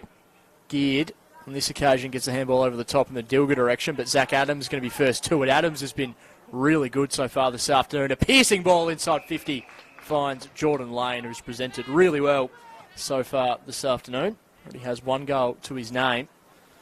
He's definitely looked the most damaging of those tall targets up inside 50. He's probably the one that he doesn't play deep. Carter's that one that will stay deep, and Lane's really that hit-up option. So he's taken a lot of marks, and he's flown for even more on that paint of 50, and he's playing a really good opening 2 quarters today as Jordan Lane. I love the work from Zach Adams there as well, just showing a bit of dash and then the composure to set up this opportunity for Jordan Lane. He's going to be kicking from outside 50, but certainly within his range. As he launches with the ball. Doesn't quite get the purchase he would have been after. It's a minor score, and another minor score for Kingborough. 5-8-38 plays 2-1-13, and that'll certainly be something that the Tigers will be looking to address at the main break. Waite in the back pocket. Quickly moves the ball on to Josh Arnold. Arnold thought about the runner in Camrick, decides to go back to Waite. Waite with a really short kick. He gets the third disposal now, Blake Waite. Nice movement from him. He goes out wide in the direction of Ling. It's Ling of the Connor variety. He's got a big one-on-one duel there with Golding, and Glenorchy do really well. They move the ball towards half forward. The target was there in Jenkins. Free kick's going to go the way of the Kingborough Tigers. Just doing well across half-back here. Now the visitors going to retreat all the way back to Doran. Doran has Reardon. Reardon has a fair bit of space to move. If he gets on his bike, he decides to chip the ball over to Adams, who's just working from one wing to the other. It's such a big tank, doesn't he, Zach Adams? One of the premier wingmen in the competition. Comes out to O'Neill now. Good tackle. Not held, though, on that occasion from Manson. Comes out to Clifford for the Tigers. He kicks inside to Riley Ashland. He said got a big role now that Kieran Lovell's out of the game with that ankle injury. Yeah, it seems to be Ashland and Dygan just rotating through that midfield at the moment. So, two, as we said, strong players that played a lot of midfield time in years gone by, but that engine room today, they're going to be in there a little bit more. As Salter, he gives a long ball. Tompkinson's over the back, so's Lane. And on that occasion, Lane's taken the mark. As we said, he's been the most prominent forward up there, Jordan Lane, and on that occasion, he's taken one deep inside 50. Yeah, nice ball movement once again from the Kingborough Tigers. Lane with his second look on goal in a couple of minutes. Really swift stuff, and again, I think we've probably continued to go on about him, but Zach Adams just setting things up down the field. So Jordan Lane having another shot on goal. Can he put through his second of the day? The big man. On that occasion, it's going to miss again. So Boots really letting him down so far, Jordan Lane, today. He's taking terrific grabs, but not finishing off his work. Yeah, you could hear the comment from him as well as soon as it left the boot. Just didn't get the purchase he was after. Glenorchy bring the ball back in. Lockie Griggs does well. Almost ran onto the football himself, but it rolls out of bounds for a throw in. So Kingborough creating plenty of opportunities. It's now 14 scoring shots to 3, but only a 25-point buffer on the scoreboard. Yeah, it'd be an area of concern for Coach Trent Bulmer at half-time, you'd think, addressing with the players, and so they can get their kicking boots on in the second half. Really put the foot down. It's Tyler Carter watch here in this ruck contest. Oh, he taps it down on that occasion, Tyler Carter. Straight to Eddie Cole. He misses as well. It's contagious at the moment for Kingborough. 5-10, 40. I was a little surprised that Carter opted with the ruck tap on that occasion, but it almost worked out brilliantly. Glenorchy bring the ball back courtesy of Blake Waite, who, again, had plenty of the football this afternoon. He runs his full allotment. In the end, kicks to space. First to the football was Doran. Doran goes inside to Ashland. Ashland quick back off his mark. Wanting to move the ball on quickly. It's pretty static inside 50, but he goes in the direction of Lane, who can't quite take the grab. Brings the ball to ground, though. Dygan industrially gets the kick away. He finds Eddie Cole, who's wrapped up in the tackle, but Cole's handball finds a target in Parker. Parker wrapped up in a strong tackle as well. Nice pressure from the Glenorchy defence, but here's an opportunity for Kingborough. Bit of a helicopter ball into the pocket. Gardner may have been held. He was. So the illegal block against the Glenorchy defence, and I guess that's what these tall targets do. They just create a bit of indecision with the defenders. On that occasion, it was Liam Roach. Now Gardner is going to have another look on goal from the right forward pocket. You know, probably were all right if they hadn't have given away that free kick. They had 3 numbers around that footy against Marcus Gardner, so they probably would have won that contest. So, but again, as you say, these tall timber for the Tigers, they really worry a defensive outfit. So Marcus Gardner tight up in the pocket. What can he do? He's going to go with the traditional drop punt. The umpire had to do plenty of work, and in the end it's punched through for a minor score. George O'Neill was tucked up on the line, but it's punched through. So another minor score for the Tigers. Bring the ball back in the direction of Blowfield. Real breakout season last year for Nathan Blowfield. Risky kick. Arnold makes it look good in the end. Sticks out the right mitt and takes the grab. He goes into the middle of the ground. It is a great kick, Ryan. It opens the field up for Glenorchy. Ling kicks the ball out wide. First to it is going to be Josh Meredith, one of the goal kickers. He's got a big task, but he does well, almost keeping the ball in play. But Doran up to the task as they now have the opportunity to turn defence into offence here, Kingborough. Lockie Griggs goes back in to Julian Parker. Parker goes out wide. Kingborough moving the ball really quickly at the moment, but the siren's going to beat them. Really a quarter that was absolutely dominated by the Kingborough Football Club, Ryan Rosendale, but on the scoreboard, it probably flatters Glenorchy. Kingborough at the moment 5-11-41, Glenorchy 2-1-13, and at quarter time it was 4 scoring shots to 1, and at the major break it's 16 scoring shots to 3. So the scoreboard could have been really ugly for Glenorchy. They've held in there, and I guess with some of these minor scores, it has been because some of the shots have been coming from tied up in the pocket, which is a credit to the Glenorchy defence. But Kingborough really will be left ruining some missed opportunities, and I think that's something that Trent Borman was really going to try and drill into this team this year, is to be ruthless in their pursuit of the pointy end of the ladder.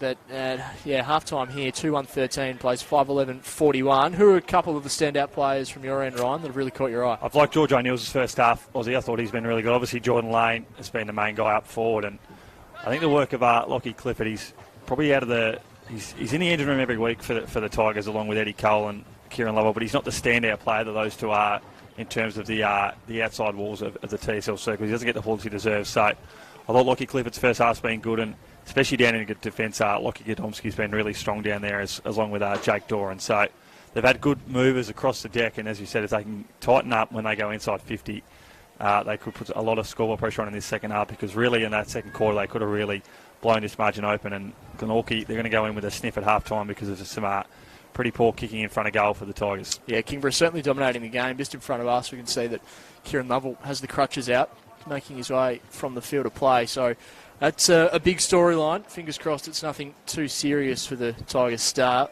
Keep an eye on that throughout the week. It'd be good to see him back out there sooner rather than later. But 5-11-41 plays 2 straight 12. I think for Glenorchy, Ben Camrick and Josh Arnold have obviously been really industrious in their efforts and continue to try all afternoon. Blake Waite's been really good. Yeah, Waite and Thompson, I reckon, have had plenty of the footy. Waite giving them plenty of drive off half back, and Thompson with a lot of those really quick handballs that just create space for his teammates. I think they've been really impressive. But overall, it's really been a half that's been dominated by Kingborough. Just on the scoreboard, probably doesn't quite reflect the dominance that they've really had. Meredith of the Josh variety, Josh Arnold, the goal kickers for Glenorchy. While for Kingborough, Tyler Carter has 2 singles to Marcus Gardner, Luke Graham and Jordan Lane. We might take a quick break here, Ryan, and go through a few other talking points from the opening half before the second half action gets underway on the Daily Potato Co. TSL live stream. The Tigers leading it at half-time at KG5.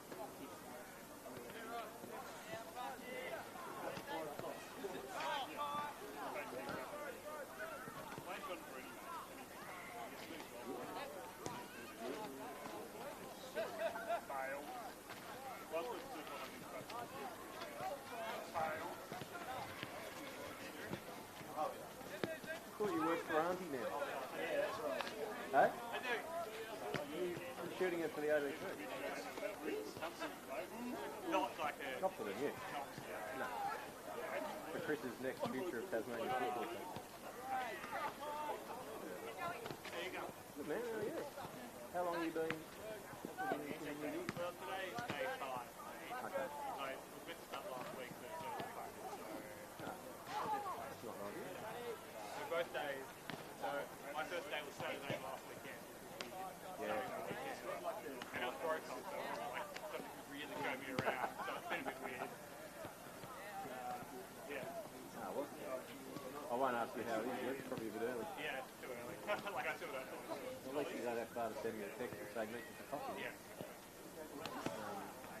Oh, well, I've been off for the last week for school holiday, so I'm back to work off on Monday, so I'll pick you up, come up and have a look at our setup. Yeah, I don't think I've ever been.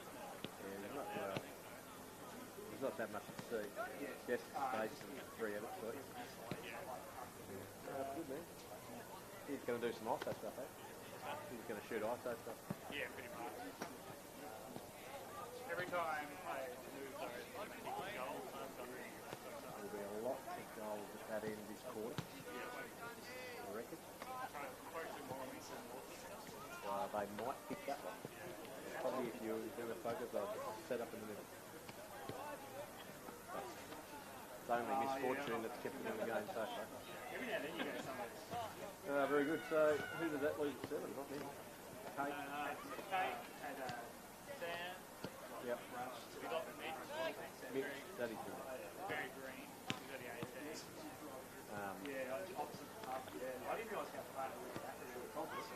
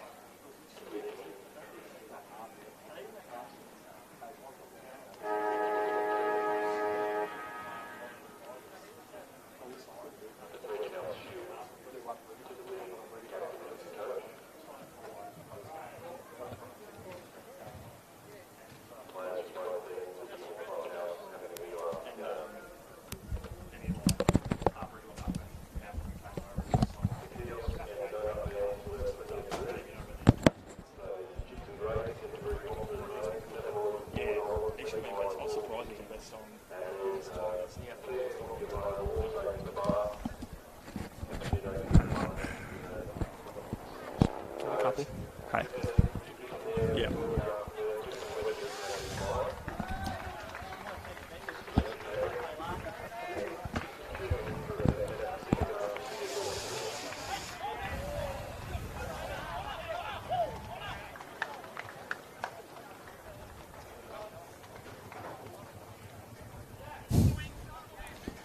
Dylan Riley, top 4 in the DALY goalkeeping. One game. Yeah. Crazy. What do you think of that? It's basic, but I think it does the job. Yeah, I mean, I would have rather have both sides, like seniors and reserves. Yeah, it's too hard to just Yeah. run with the squad list instead. I looked at the team sheet this morning, it was all over the shop. All Yeah. the numbers were out of whack, so Bit of work on that, I think. that's why. And some of the spellings, they've put them in incorrectly, so that's, Macross. Right. I did see it.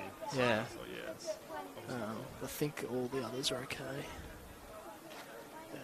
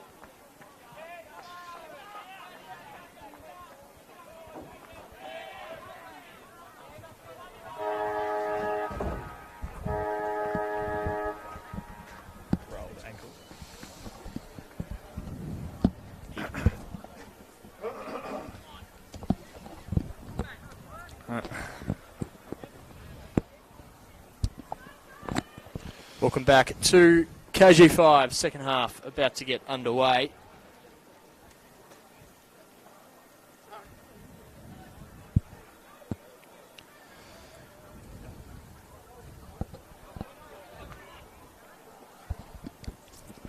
Glenorchy 2-2-14, trailing Kingborough 5-11-41.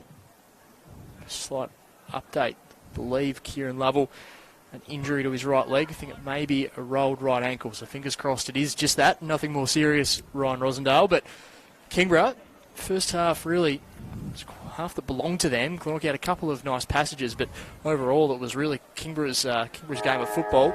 Unable to quite capitalise on the scoreboard though, so what are you expecting to see in this second half? Yeah, I guess the message from Coach McBullen would be the effort and the intent's there, especially when they're able to get that ball inside 50 really quick through the centre of the ground. So if they can tighten up on the scoreboard, because as we saw, they kicked 2 goals, I think 3 goals, well, they're now 5-11. So I think they had, they've had 16 scoring shots to 4 in this game. So really, if we know what good sides do when they're able to put that pressure on the scoreboard and really run away with the game, that'd be the message from Coach Trent Bloom, as if we can tighten up on the scoreboard and really put the foot to the gas, and I guess that way they don't leave Glenorchy a sniff as they have done now, because it's only a 3-4 goal ball game. So if they're able to get off to a good start now, the Pies, they fancy themselves late in this game. So that'll be the message, I guess, from Coach Trent Bulmer, is if we can kick the first couple and be dead on straight, we should be able to run away with this game pretty comfortably.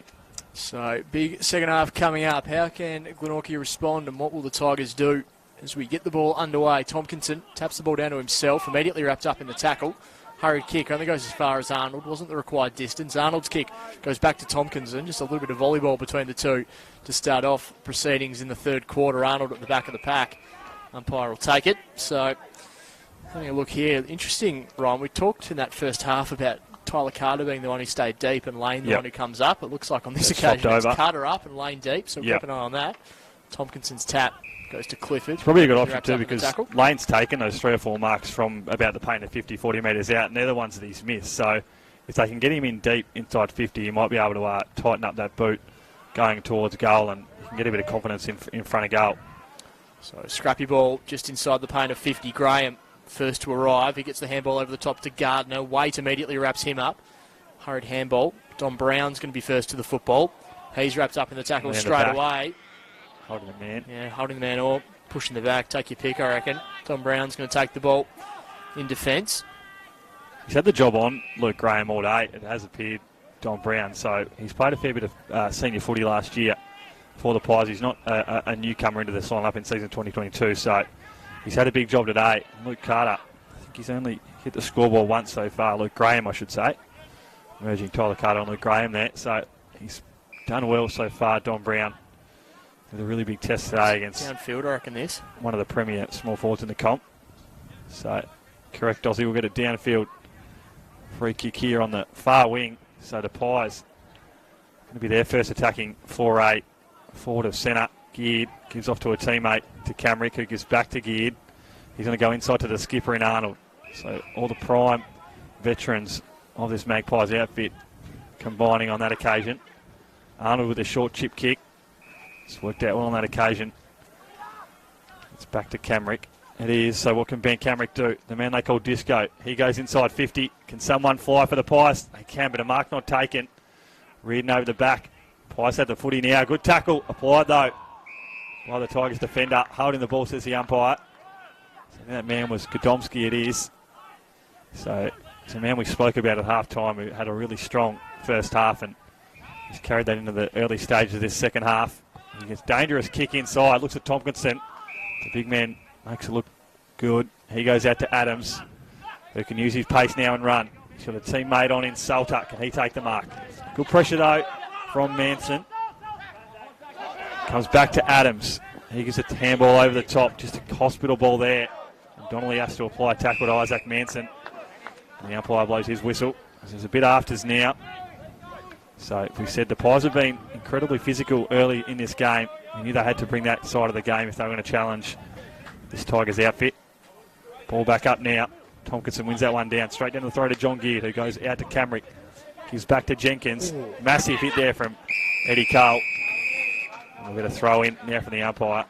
Yeah, it was a real effort there from Eddie Cole just to impose himself on his opponent. Ball eventually goes out of bounds for a throw in. So two teams just filling their way into this second half at the moment. Still 2-2-14 to 5-11-41. Ball's thrown back into play. Tompkinson, back of the pack. Handball over the top. Eddie Cole slides in, emerges with the football. Goes to Clifford. Clifford outside of the boot, almost in the direction of Gardner. Back there, Meredith. He's going to be wrapped up in the tackle. The umpire says holding the football. Advantage taken by Dygan. Dygan chips in to find Jordan Lane. Presenting well, extends the levers and takes another grab inside 50. He's peppered the goal face so far this afternoon. Just has the one goal to his name. But has been a really likely target for them, forward of centre. Aussie Nathan Blowfield is coming off now. He went down hard in that contest, holding his shoulder. So keep our eye on that one. Hopefully not a dislocation, but he went hard in that occasion. But as we said, Jordan Lane, man with a footy. So Jordan Lane kicking about 45 metres out from goal. Crosses the paint of 50. Only a slight angle to worry about. Kick on the way from Jordan Lane. The umpire does a fair bit of work, but it's straight through. For Jordan Lane, he gets his second goal of the afternoon. 6-11-47. Plays Glenorchy 2-2-14. So nice effort there from Jordan Lane. You can just hear there plenty of noise from the Tiger players, just trying to generate a bit of energy to start this second half. Lane gets his second. Tigers draw first blood in the second half. Yeah, and that move from Trent Bullman has worked wonders early. As we said, he's gone deeper now. Jordan Lane and Tyler Carter's a man that's come up the field a little bit, so you can see there you've got Gardner and Salter on the paint of 50. Tyler Carter in the middle of them.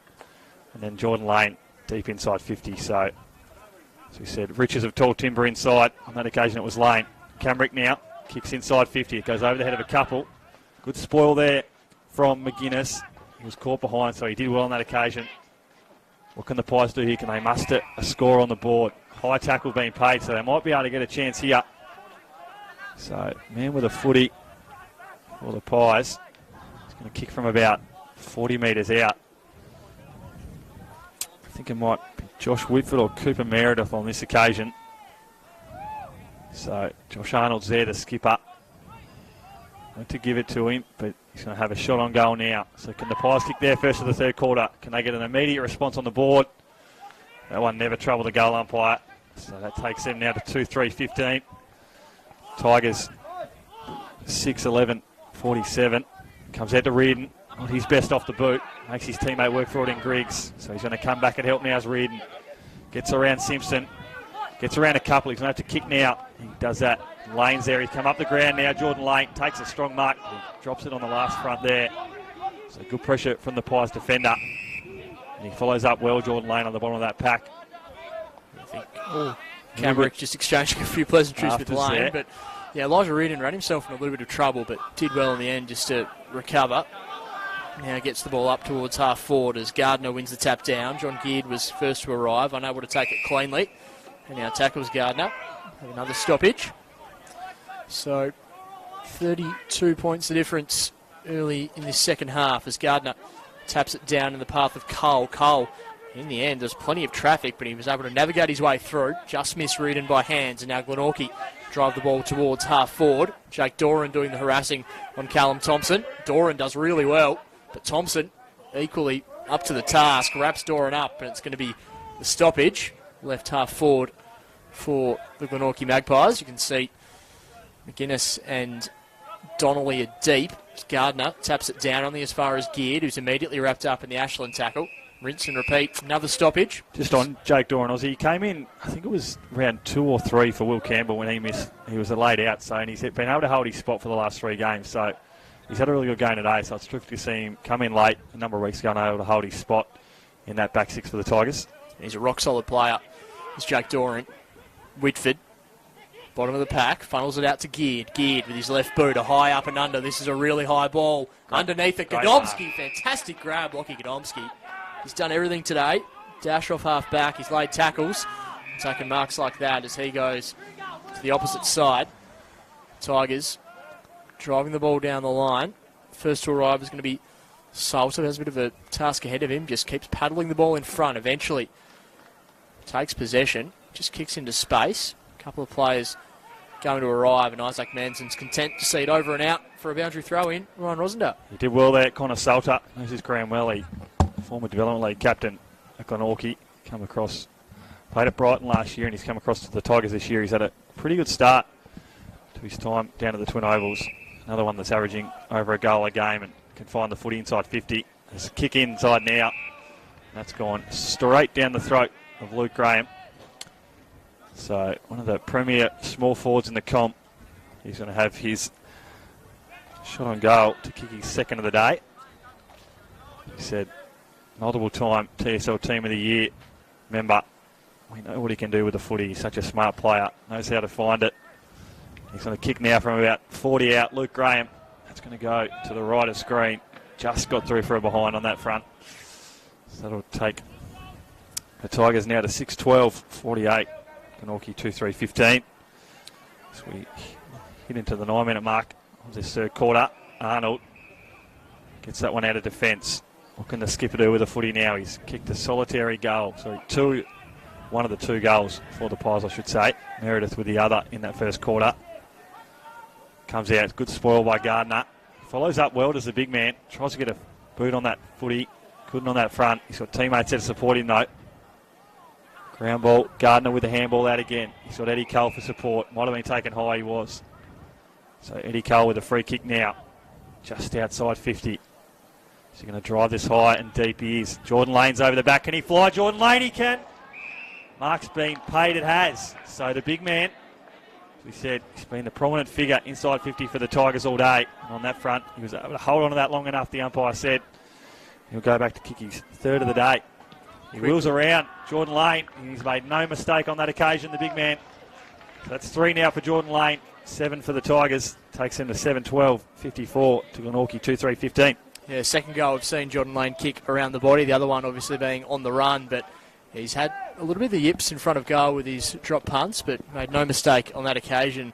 In that sense there, Ryan, he just used his height, used the extension he gets with his arms, and just held his ground in the end and took a really strong grab. And that's where the Tigers will certainly be licking their lips about an opportunity to really expose the Glenorchy defenders. They're a lot taller down there at that end of the ground to Kingborough, and it's a nice reward there for Jordan Lane, who, as you said just before, Ros, he's really threatened throughout the course of the afternoon.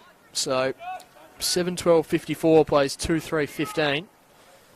11 minutes gone in this third term as the umpire throws the ball back up in the middle of KG5. Gardner wins a tap down straight to Eddie Cole, who's wrapped up in the Camrick tackle.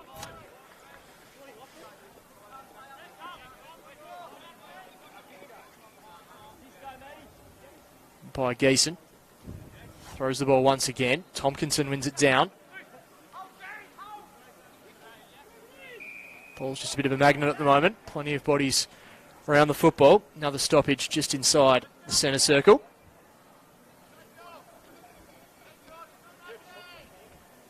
Umpire Geeson throws it. Tompkinson wins a tap down. Nice work there from Riley Ashland, just bulldozing his way through. Handball's a little hot though, and Glenorchy now with an opportunity on the outside. But Ashland's going to swoop back up on that loose football and kicks it out wide in the direction of Gardner, who's playing more of a half-forward role at the moment. Glenorchy able to mop the football up, kicks it down the line in the direction of Whitford. Runs out of tarmac, over and out for a throw-in. And yeah, good to see Josh Whitford getting a fair crack at senior footy this year, Ryan. He's a really solid player, won the Rodney Eade medal last year and has been high up the statistical rankings this year for a couple of really important metrics so far this year. For 1%ers and chasers, he's actually ranked first in the competition. So really tries his heart out every week, does Josh Whitford. Yeah, he's one that gives you 110% effort, and that's exactly what Coach Aaron Cornelius would want out of one of his younger players. As you said, he's an absolute star in the development league last year, Aussie. So good to see him make the jump up to senior footy this year and start his career as a senior footballer at the Magpies in fine fashion. Footy's out now on the far half-back flank for the Tigers. Kick now from Eddie Cole. Tomkinson's there. He's got Arnold for company. The big man works well, though. Gives off to Adams. His kick goes wide. Carter tried to take his opponent out there. Cooper Meredith with a little slight push, but he did well, did the defender for the Magpies. Held his ground and was able to get a kick away, but in the end it wasn't a good one because that one's gone out on the full. So George O'Neill is going to be the man to bring this footy back into play. He's had a really good start to season 2022, George O'Neill. Not one I knew a lot about before the opening rounds of this season, but he's really had a good start, and that's a kick to Luke Graham, who kicks back inside. And that's that man again, Aussie, Jordan Lane with the footy. Yeah, presenting really well is Jordan Lane, and yeah, a couple of former Signet players linking up there. George O'Neill played his junior footy down at Signet, and yeah, second year in the Tigers system, and as you said, he's really taking the step up to be a really dominant force for them. But Jordan Lane, he's been exceptional this afternoon and certainly deserves another chance here to try and kick. This would be his fourth of the afternoon if he converts. So Jordan Lane, he's been the most prominent forward across either side all day. So as he said, can he put through his fourth now? He kicks from about 40 out, not his best off the boot. It's not going to trouble the goal umpire at all. Luke Graham gets a handball out to Carter. He's got Gardner out the back. What can the big man do? That's going to go straight through the middle. Terrific play there from the Tigers. Marcus Gardner in the perfect spot. And some terrific team handball work there. Gets their 8th goal of the day. So extends that lead now. 8-12-60 now the Tigers. Glenorchy still sitting on that 2-3-15 scoreline. So we hit almost the 15-minute mark here of the third quarter. The sunshine's just disappeared momentarily, but as we said, it's been a terrific day weather-wise here at KG5. First game of the year, home game of the year, I should say, for the Pies, and the weather's really turned it on for us. No wind to speak of, and the Tigers really putting their foot down now. Holding a pretty commanding 45-point lead here in the third quarter. Eddie Cole wins that footy out, and he just barrels that inside 50. Jordan Lane over the back. Tried to work his way to the front, and he applies a really strong tackle with the follow-up work there. Eddie Cole's blustering through, and he hits his opponent hard there. He's going to win a free kick. I think that man was Jenkins. It is Bailey Jenkins on that occasion. So he kicks up straight up the line of John Geard. He's been a mainstay in this Pies outfit for a number of years now. He gives off to a teammate in the middle of the ground. He strains forward. What can they do here, the Pies? Hold's been called by the umpire. I think it might be a free kick to the Pies. It is. So they're going to get another shot on goal here through number 37, Kane Dean. Yeah, nice reward for effort there for the Magpies. Moving the ball quickly. It's Callum Thompson again involved, and yeah, just that quick ball movement probably catching the Tiger defenders on the wrong side, and now Kane Dean has an opportunity at the scoreboard. So Kane Dean is going to kick about 45 metres out. He comes in now. Can he put through the Magpies' third of the day? Looks pretty straight off the boot. Is it going to get to the line? It is. So really good kick there from the young man, Kane Dean. He puts through Glenorchy's third of the day. And you see him get around him. So first goal in Pies colours for that young man. Terrific to see all of his teammates stream out and get around him. Yeah, and I reckon that's something that Aaron Cornelius to be preaching, Ryan, is to really celebrate the wins. They're probably not going to, we know that just the stage of their list build at the moment, they're probably not going to win too many games of football, but it's about celebrating those small wins along the way, and Kane Dean there got the reward and made no mistake. Nice to see his teammates all get around him too. So They get their third goal of the day, 3-3-21, Kingborough 8-12-60.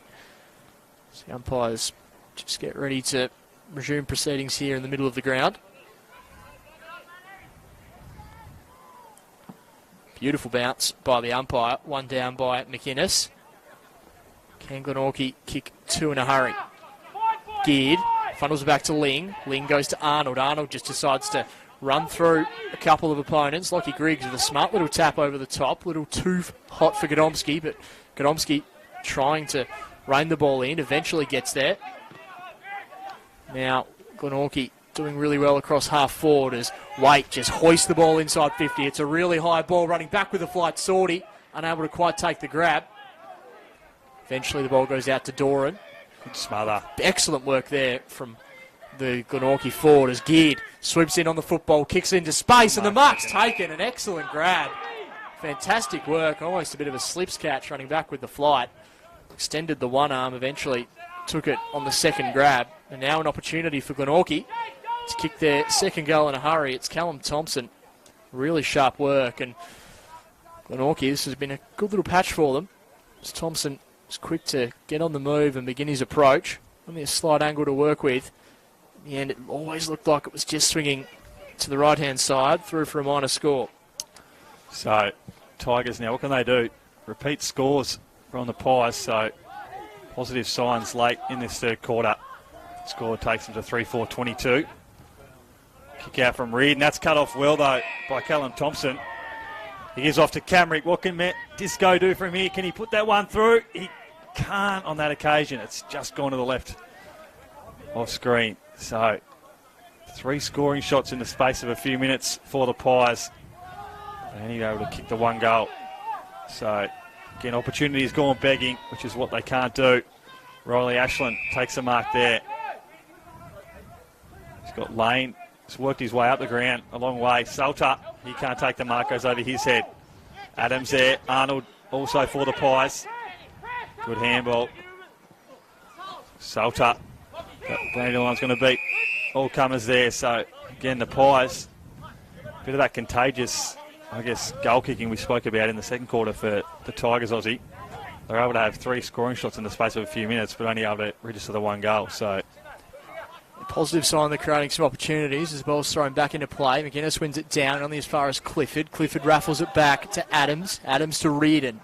Reardon down the line to Lane, who quickly gives to Reardon, who's unable to take the, really cash in on the deposit. Ball goes down the line. Jake Doran punches it over and out for a throw in. Slick work there from the Tigers, just not quite able to capitalise in the end. Too quick for his own good on that front, Elijah Reardon.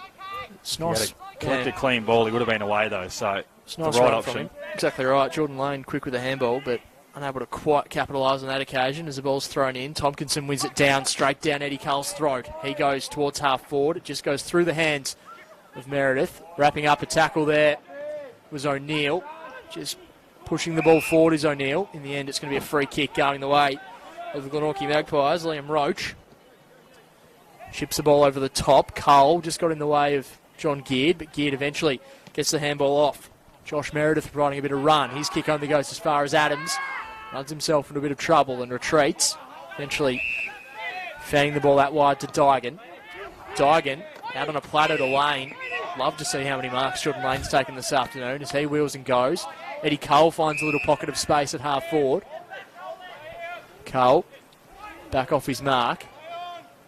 Now going to launch the ball inside 50. Does Eddie Cole into the forward pocket. Any player's going to fly. In the end, Glenorchy had the numbers, but George O'Neill is going to capitalise and swoop on the footy at ground level. His handball in the direction of Dygan, who's been taken high. So Sam Dygan, good approach at the contest, and he's going to have a shot from the right-hand pocket. Always a difficult pocket to convert from, but Sam Dygan certainly would have this in his kit bag. Yeah, the vice-captain's been quieter than usual today, but we know when he's able to get the footy, especially inside 50, he knows what to do with it. So if anyone can kick it from this angle, it's Sammy Dygan. Dygan begins his approach, kicking about 35 metres out from goal. Really tight angle. Kicks it pretty well, but always going to be fading through to the left-hand side. Keeping it in play. A good mark's taken by Tompkinson. The Glenorchy players thought it might have been touched and play on, but the umpires paid the mark. So from one pocket to the other, Jack Tompkinson He's going to potentially run around the corner. Dishes the handball in the end, but the umpire is going to bring the ball back. Over to Luke Graham, who put it through the sticks, but on that occasion, the umpires called them back. So, as we said, Tompkinson, first season this year for the Tigers, and he's made a terrific start. 17.3 disposals a game he's averaging. He knows how to find the footy. On that occasion, that's not his best, because that's going to go back to where it started. Dygan was there, but that one's gone out of bounds. You can almost hear the laughs of Jack Tompkinson as he kicked the belly of the ball. Didn't quite get it the way he would have liked, but Glenorchy now bring the ball back into play. Bailey Jenkins has it in the back pocket. Jenkins, a scrubber of a kick, but eventually finds Camrick. Camrick goes out wide. Glenorchy look to take this ball out of defensive 50. Manson over the top, but nice work there from Adams. Adams got a hand to it, swoops on the football and kicks it to Dygan. He's going to have a second look at goal in a couple of minutes this time. Almost directly in front. Similar sort of distance, probably kicking better part of 35 to 40 metres. But again, Dygan just finding a little bit of space, and Adams working really hard to get his hands on the football and set up this opportunity for the vice-captain in Sam Dygan. Shuffles in. Ball's on the way from Dygan. Again, Top of the best point kick, post. and in the end, as you said, Ryan, just clips the top of the point post and out of bounds on the full. So not troubling the scorers. 8-12-60 plays Glenorchy 3-5-23. We'll give you a score update from Windsor Park at the next stoppage as well. So Lane now takes a strong mark. He's just come back on the ground and he's found the footy immediately. There's a bit happening in the goal square. We'll keep our eye on that. Two contests going down behind the play. A couple of Pies players. Tompkinson's involved there. And this one could really blow over here in a hurry. So Tigers have the footy. It's going to be a free kick. I think there was a 50-metre penalty paid in there in the midst of all that to Zach Adams. But as I said, this one really started behind the play as Jordan Lane took that mark. I think Jack Tompkinson was involved for the Tigers. So Zach Adams should make no mistake of this, as that one seems to have settled down. And Zach Adams will put through his first of the day. And the Tigers 9th. So after all that, Jack Tompkinson's lost his jumper and Zach Adams has found a goal. Yeah, not entirely sure what sparked all of that. No, Ryan, it was behind the play. We didn't really see. We had pristine views on it, but because we were so focused on Jordan Lane with the footy in hand, there's two separate real little blues there, Aussie, that started next to each other. So something must have taken place, and fair to say Jack Tompkinson was involved in the midst of it because he lost his jumper through that. He's found it now, and as we said, Zach Adams found the goals on that occasion. So yeah, I'm that sure takes a lead now to a strong one now for the Tigers. yeah, probably a little closer to the dominance they've had around the ground, but yeah, I'm sure Glenorchy all about taking it up to the opposition, but giving away a goal at the top of the goal square, that's really not helping anyone's cause. So 9-12-66 plays 3-5-23. Back in the middle, it's going to be Gardner and McInnes. The umpire's going to call it back. Beautiful sunshine bathing the northern suburbs of Hobart. You and I both live out this way, Ryan. It's always nice and sunny out here. Beautiful part of Hobart, Aussie, is the suburb of Glenorchy. Camrick runs away from the stoppage, drives the ball inside 50, over the top, just goes through the hands of Godomski. Opportunity here for Glenorchy, but Kingborough really applying the pressure on the last line of defence. Nice work. Wrapping it up for a ball up. You've only just jumped ship over to a northern suburbs, boy Aussie, so you're a newbie to this area of town. And I wasn't going to run through my my living history, Ryan, but you're right. Great to be out here. Beautiful weather this afternoon as the ball's one down there by the Tigers. Glenorchy still with an opportunity. The Kingborough defence under the pump. Reedon's handball a little too hot for Godomski. Adams zigging one way, zagging the other. He goes back to Reedon, who just hoists the ball to the opposing pocket. It's a dangerous one. Lockie Griggs unable to take the grab and enters the door for way two. Kicks a real floater towards goal, but it just misses for a minor score. Lockie Griggs on for a while there, Reedon, and he probably pulled the trigger a little too late on that front. It was probably too high a footy too, because it gave, as we saw, Blake Waite the opportunity to come through and affect that kick. So opportunity going begging for the Pies on that front. Griggs now takes a mark in front of Dilger. As we tick into time on now in the third quarter. It's really been all the Tigers. The Pies have been able to put a goal on the board through Dean Kane Dean. Eddie Cole now, right in front of us here in the commentary position. Kicks forward. George O'Neill can't take the mark.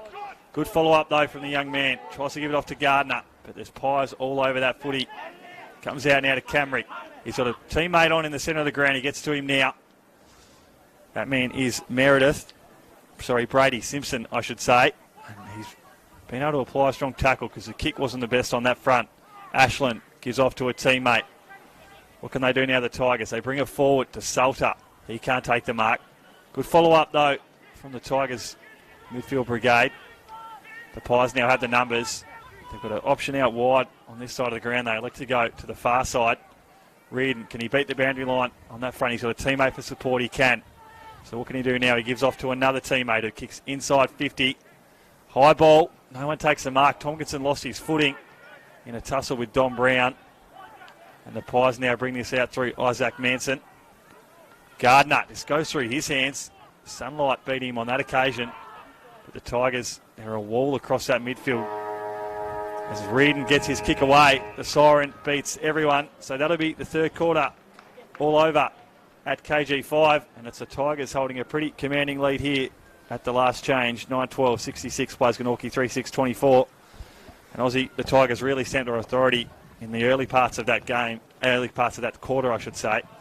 And there are, you'd think we'll walk away with a pretty handy victory. But as we said, it's been that scoreline of 9-12 that's really given Glenorchy probably the benefit of the doubt in terms of the scoreboard pressure. Yeah, it kind of reeks to me that the Tigers are probably going to walk away with this win doing what they needed to have done. I don't think Trent Palmer would be wrapped with a lot of the football they've played. It's been a little bit scrappy, and I guess we saw even late in that term quite a few drop marks, fumbles, things like that. And I guess, if Kingborough are probably due to have a bit of a down week, and if they can have that week and still record a strong victory, that's going to be really good for them. But I also think Glenorchy's defensive pressure has been really consistent across the game. They haven't had those lapses that potentially they've had in other games so far this year. So they're really applying the pressure on Kingborough and making it a little bit difficult for them. But I reckon Coach Trent Palmer would be really keen for his side to really show a bit of a ruthless edge in this final term and take this from, the margin where it's at the moment to probably one that's more reflective of the scoreboard the scoreboard opportunities that Kingborough have had to this point of the game. As you said, 21 scoring shots to 9, and really of those 9 scoring shots for Glenorchy, 3 or 4 of them were late in that third quarter. So the game's really been dominated by Kingborough, and on the scoreboard they do have a handy lead, but as we just said before, it certainly could be even stronger. 42 points heading into the final change.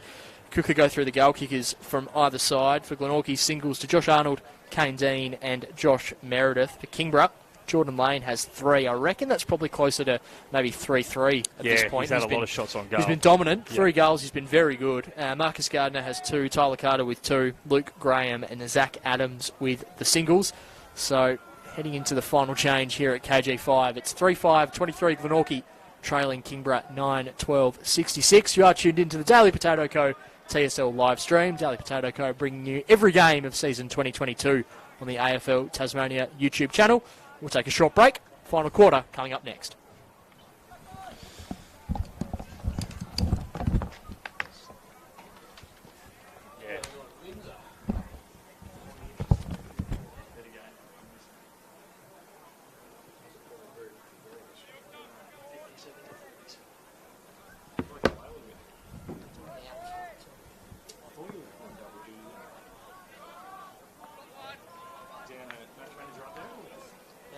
The app we do it, so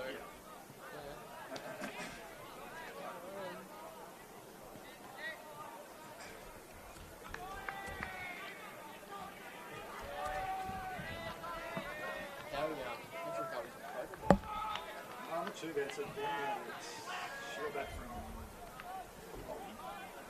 Sunday. She was run down, and I ended up saying there's this pick her up in the state of something on. She went out Monday and tested positive. So she put the thing on the drug test that's COVID. Oh, really? So she ended up isolating in my place because she had out some work and she went out there. So it was just work. So she started running. I didn't end up getting it until around on Tuesday. It was a negative, but I was feeling pretty good. And then Wednesday I started to get a fever and a headache.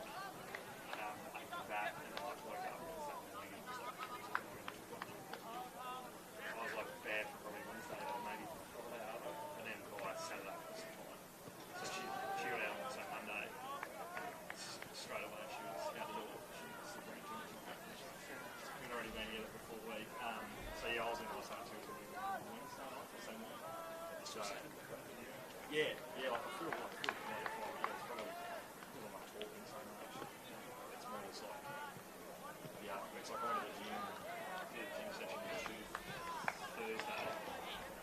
That was strength up in the deal, and that yesterday at lunchtime. Actually, really like a treat with cardio. Yeah. I hadn't done any real like fitness work for a week and a bit, so very much around really that. I don't get this when you had it. Come back to you felt like it. Yeah. I've done it. Yep. You had it? Yeah. I think it was like 2 cents a case of it or something. Probably says a lot.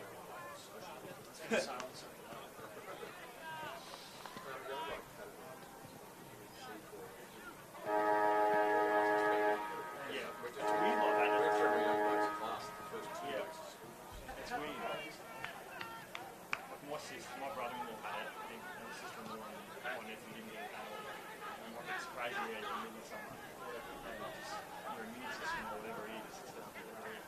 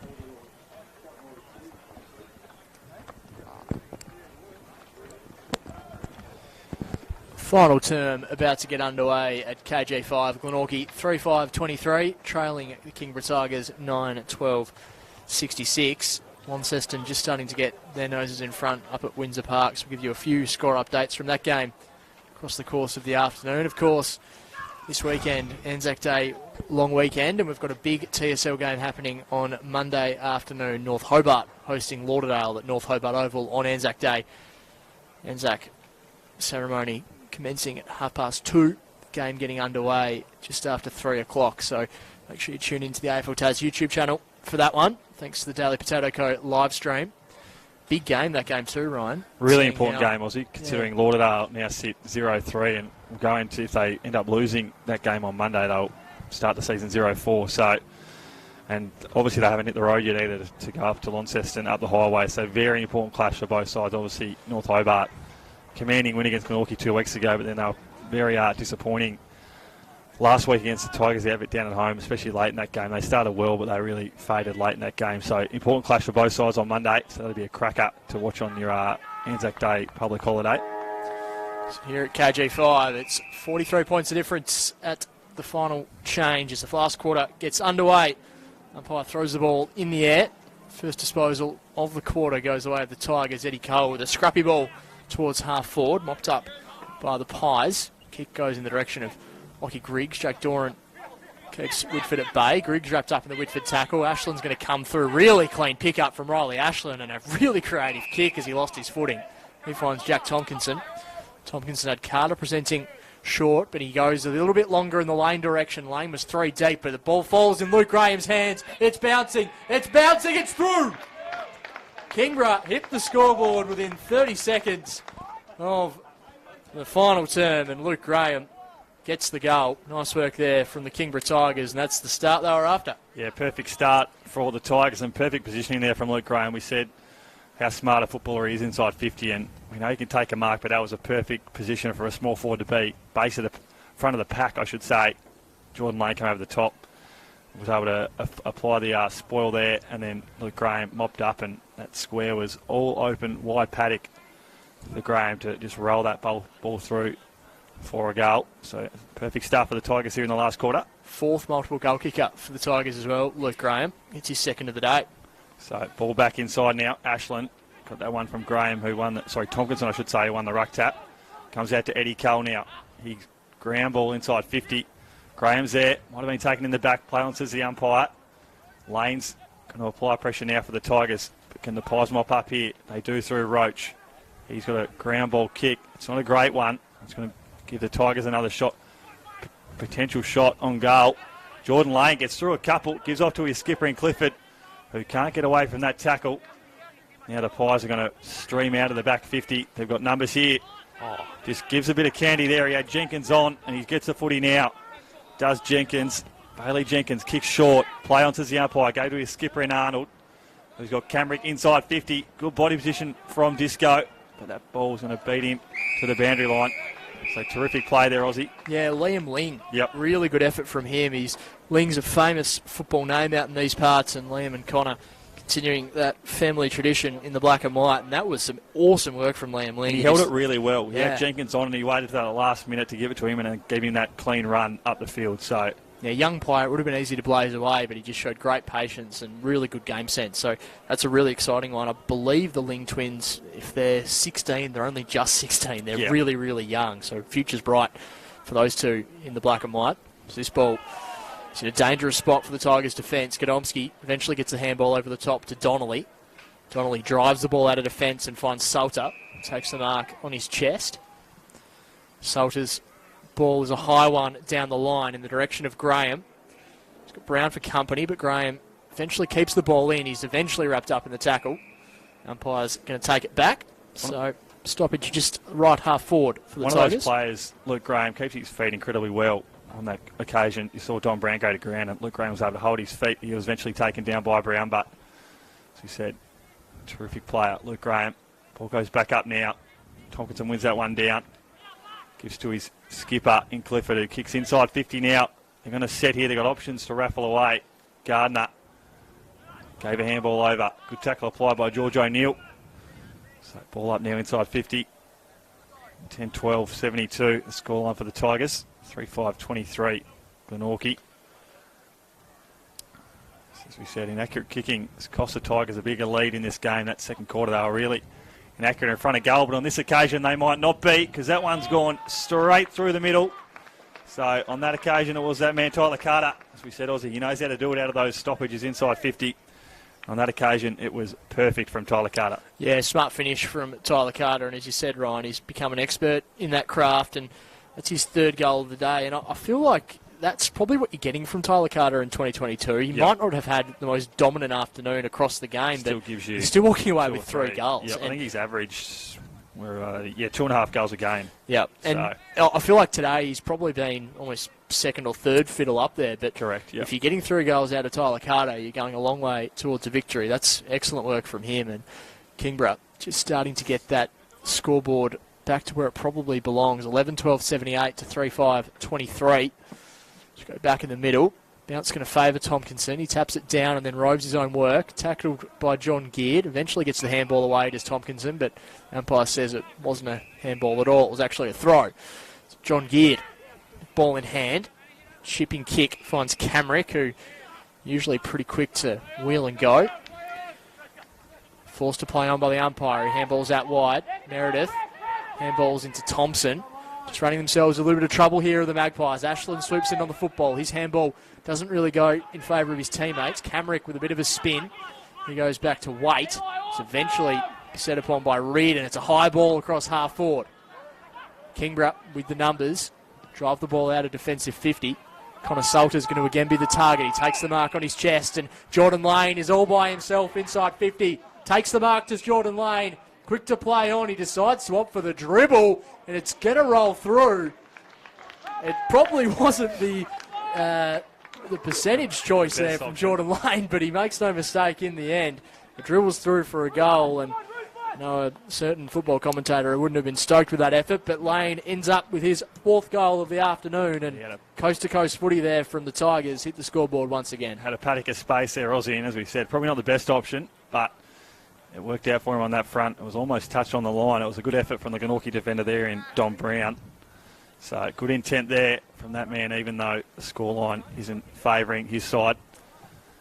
But yeah, Jordan Lane, he's really been the star in this game so far. Fair to say he'd be amongst the best players, if not the best player on the ground all day. He's taken a bucket load of marks and had just as many shots on goal, and he's really starting to reap the rewards now on the scoreline. And he might get the footy here again, he does. So Jordan Lane gives a handball off to Connor Salter, who gets his kick away.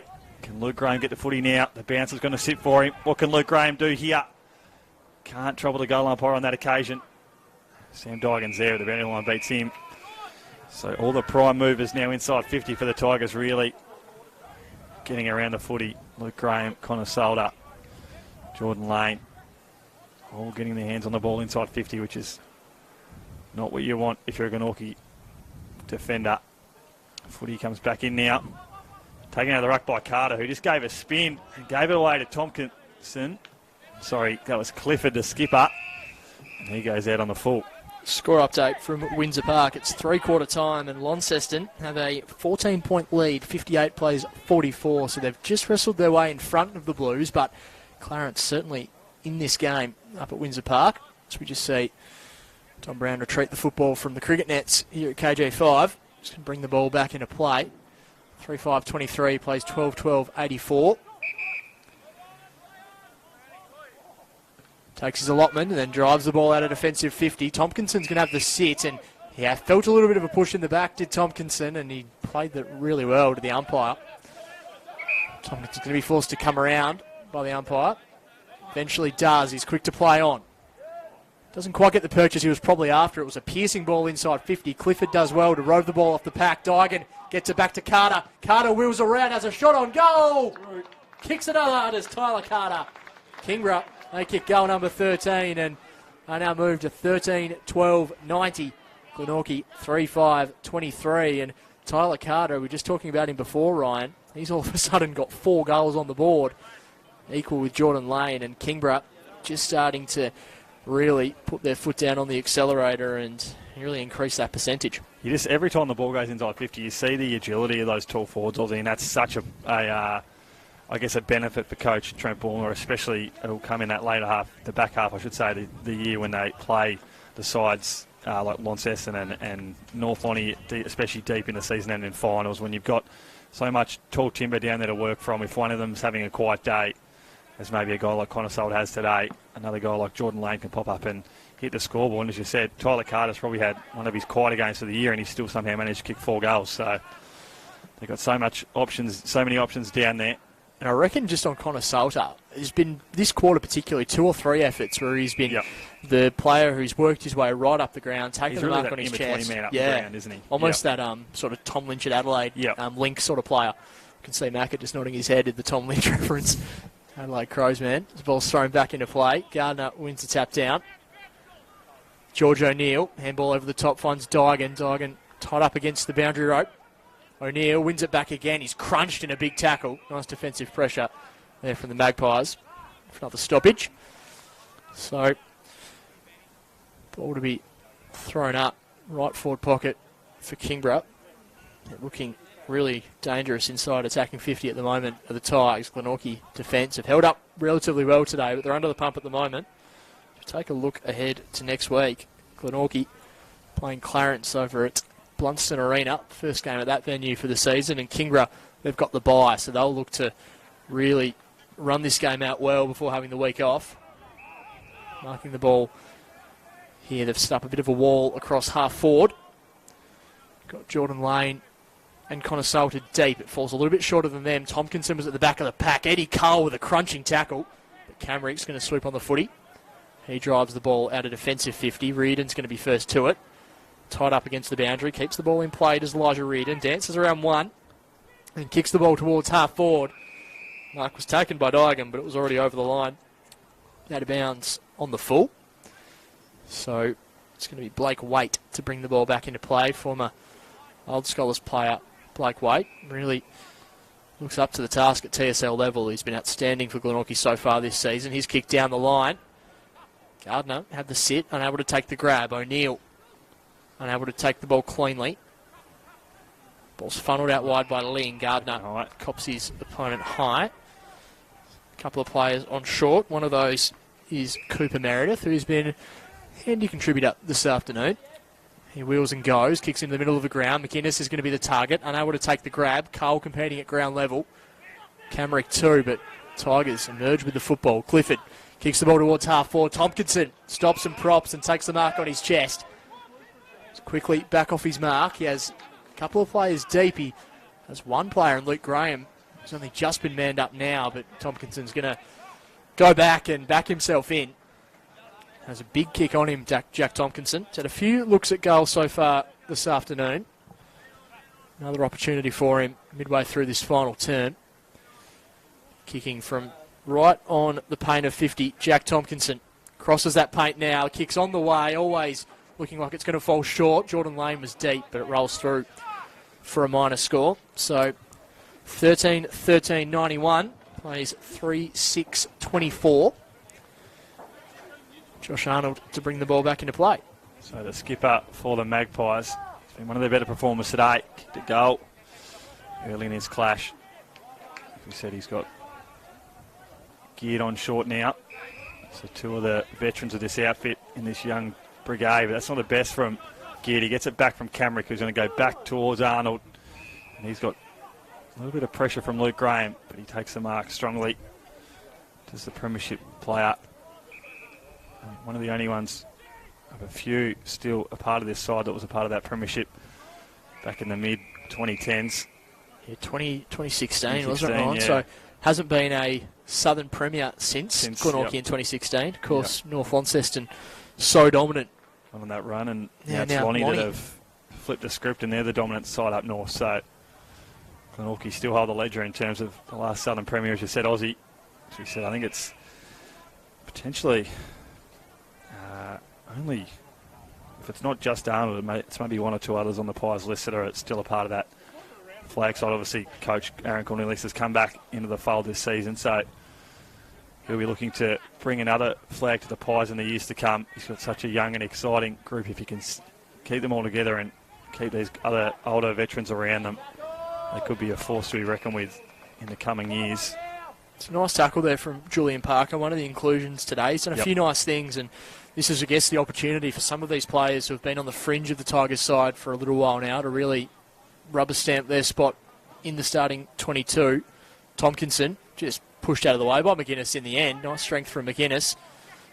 Tompkinson's still down in the centre of the deck.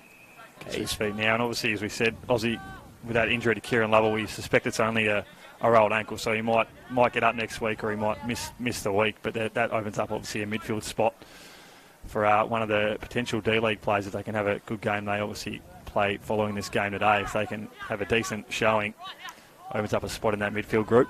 If there's ever a good time for a rolled ankle sort of injury, it's probably the week before a bye. So fingers crossed he doesn't miss a game. Dygan in the pocket. There's Arnold for company. Glenorchy with the numbers. Don Brown's going to provide a little bit of run. Loopy handball over the top. Finds Simpson, I should say. His kick towards the wing. Nice dash there from George O'Neill. Handball over the top. He's going to get it back, George O'Neill.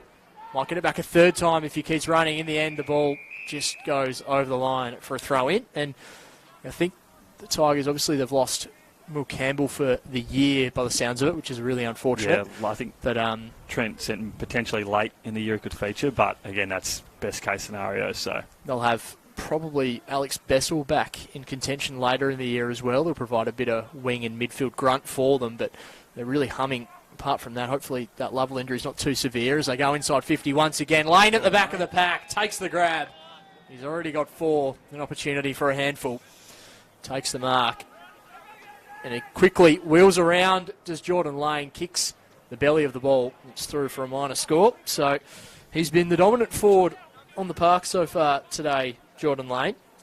And 4 goals, certainly nothing to sniff at, but he really could have walked away with a serious bag. Yeah, pretty serious bag. It's fair to say he's probably kicked 4 or 5 points too, so could have really walked away with a potential double-figure showing if he was kicking straight, Aussie. I'd love to see his marking numbers. Yeah, that'd be today. He's through the roof. Yeah, and quite a few contested marks, but there's also been those efforts where he has pushed right up the ground and taken those marks as that link player as well. So he's been a real handful, and I think those marking contests are only going to give him more confidence as the Tigers chip the ball inside 50. Speaking of marking, Marcus Gardner takes a strong grab, just using his height to take the mark, and he's now got an opportunity. Right forward pocket. He's been good today, Marcus Gardner. He's a real workhorse type. He's probably one of the real spiritual leaders of this Kingborough outfit. I think if from an AFL comparison, he's probably that Toby Nankervis type. He's not the most fashionable of players. The name that was in my head just sent. Yeah, he does an excellent job week in, week out. Does Marcus Gardner. He's a real warrior. This kick from the pocket. The umpire does a little bit of work. He likes it, Marcus Gardner. He goes through for his third goal of the afternoon. Kingborough really just stamping their authority on this game in the final term.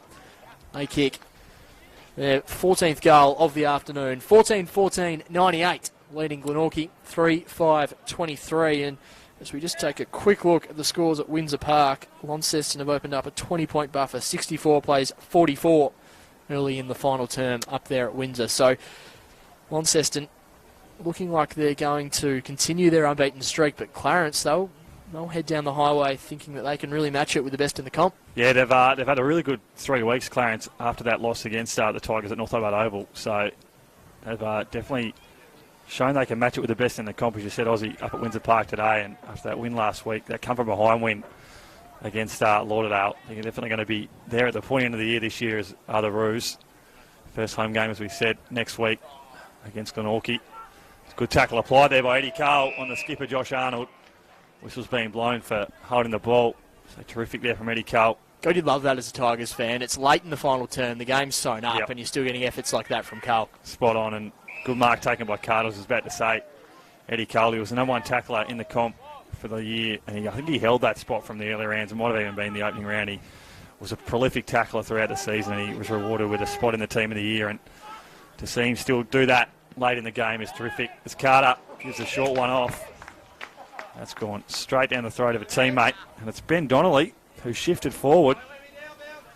And you hear the noise from the Tigers bench. They're not too sure if he put this one through, but I'm going to back him from here, Aussie. Now, we saw him at the scoreboard deep. He had a goal that was an opportunity. It was a lot easier than this a few weeks ago. Chance for him to hit the scoreboard again. So Ben Donnelly, defend that turn forward. That looks very good off the boot from Ben Donnelly. And he might have found a new position up forward inside 50 because he's put that one through. Yeah, Ben Donnelly hits the and scoreboard. You see the boys get around him. They love that one. Absolutely. Party time for the Tigers. And yeah, you immediately heard the jeers from the bench trying to tell Ben Donnelly not to let them down, and he made no mistake. Nice to see the full forward really give to the full back on that front too. Tyler Carter could have probably had a shot from 50 out, but he saw Ben Donnelly open and probably thought, we'll see if Donnells can kick this one from here, and he made no mistake. That was fair to say the best kick on goal all day. That was never looked like missing. That was a beautiful kick. I don't know if Tyler Carter would be stoked if it means he's playing on some of the big kahunas down back for the rest of the year. But really nice work from Carter bringing his team out into the game. And 15-14, 104, the Tigers have really stamping their authority now and getting some vital percentage points on the ladder as well. Ball's back in the middle. Camrick wins it down. Drives the ball inside 50, just Camrick. Tigers with the sit, the mark's taken. It's a good grab there by Parker. Short kick on to Ashland. Ashland kicks into the heart of KG5 to Clifford. Clifford quick to move the ball on down the line. He's got Luke Graham in space, but he's got to get over the top of Don Brown, and in the end a bit of a leg break on the bounce, over and out for a boundary throw in. So 20 minutes gone in this final term. 15-14, 104 to Glenorchy, 3-5-23. Beautiful day here at KG5, and really strong performance from Kingborough. Just gotten better and better as the game's worn on. Gardner wins it down. Clifford quickly kicks the ball inside 50. It's a high up and under. Dygan and Arnold are competing for it. The ball's bounced here for Eddie Cole. Cole with a flying shot on goal, but deep in the pocket there. The mark's taken. A great grab. Now an opportunity for Ben Donnelly. Can he kick 2 goals in a minute? You heard the Tigers bench again, Aussie. Directly in front of us. They love Ben Donnelly's work inside 50. I think he's kicked his second. He has. Nice work there from Ben Donnelly. I reckon when he took that mark, I was a little bit distracted because I saw Jack Tompkinson on the bench giving the fist pumps like it was himself taking the grab. And Donnelly, he's kicked 2 goals and an unlikely multiple goal kicker. But Party time now for the Tigers. They kick away 16-14, 110 to Glenorchy, 3-5-23. So they're going to head into the bye. As you said, Aussie, they've got the bye next week. They're going to go in 4 wins and 1 loss after 5 rounds, which you think if Coach Trent Bournemouth had had that up on the whiteboard in the pre-season, obviously they would have liked to have taken a huge scalp against Lonnie at home a couple of weeks ago. But to head in 4-1 is a really good spot for the Tigers to be in coming into the week off next week. So they'll be able to refresh. And as we said, Kieran Lover went down with that rolled ankle, we suspect, early in this game. So he gets a week off to recover and potentially not miss a game as the footy comes back up. Umpire will call this bounce back. So ticking to the final stages of this game now. Almost 22 minutes gone. It's going to be the Tigers that walk away with a pretty comfortable win in the end. Glenorchy have challenged at stages, especially early, but the Tigers have really ran away with it late in this game. And if not for some inaccurate kicking in front of goal, the lead could be even bigger. So footy comes back in now. Ben Donnelly's there again, and he just uses his strength. Almost was able to take the mark there. Could have had his third shot on goal in the space of 5 minutes for Ben Donnelly. Clifford now to skip up. What can he do with the footy? That one goes high to the line. Donnelly's there again. He's got to take the mark. Ben Donnelly is becoming the star of this game late in the last quarter. And it's fair to say, I don't want to put the mickey on him, Aussie, but he's directly in front, top of the square. He should put through his third in the space of 5 minutes. Ben Donnelly, he might have found a new home up forward. It'd be very hard for Coach Trent Bournemouth to shift him down to defence, you'd think now. I love that from Ben Donnelly. He kicks his third goal, 3 goals in a row. And once again, Jack Tompkinson, who's still on the bench, he was yahooing and high-fiving. He's as happy as anyone on the ground. Ben's going down in the forward line. Excellent work from Ben Donnelly.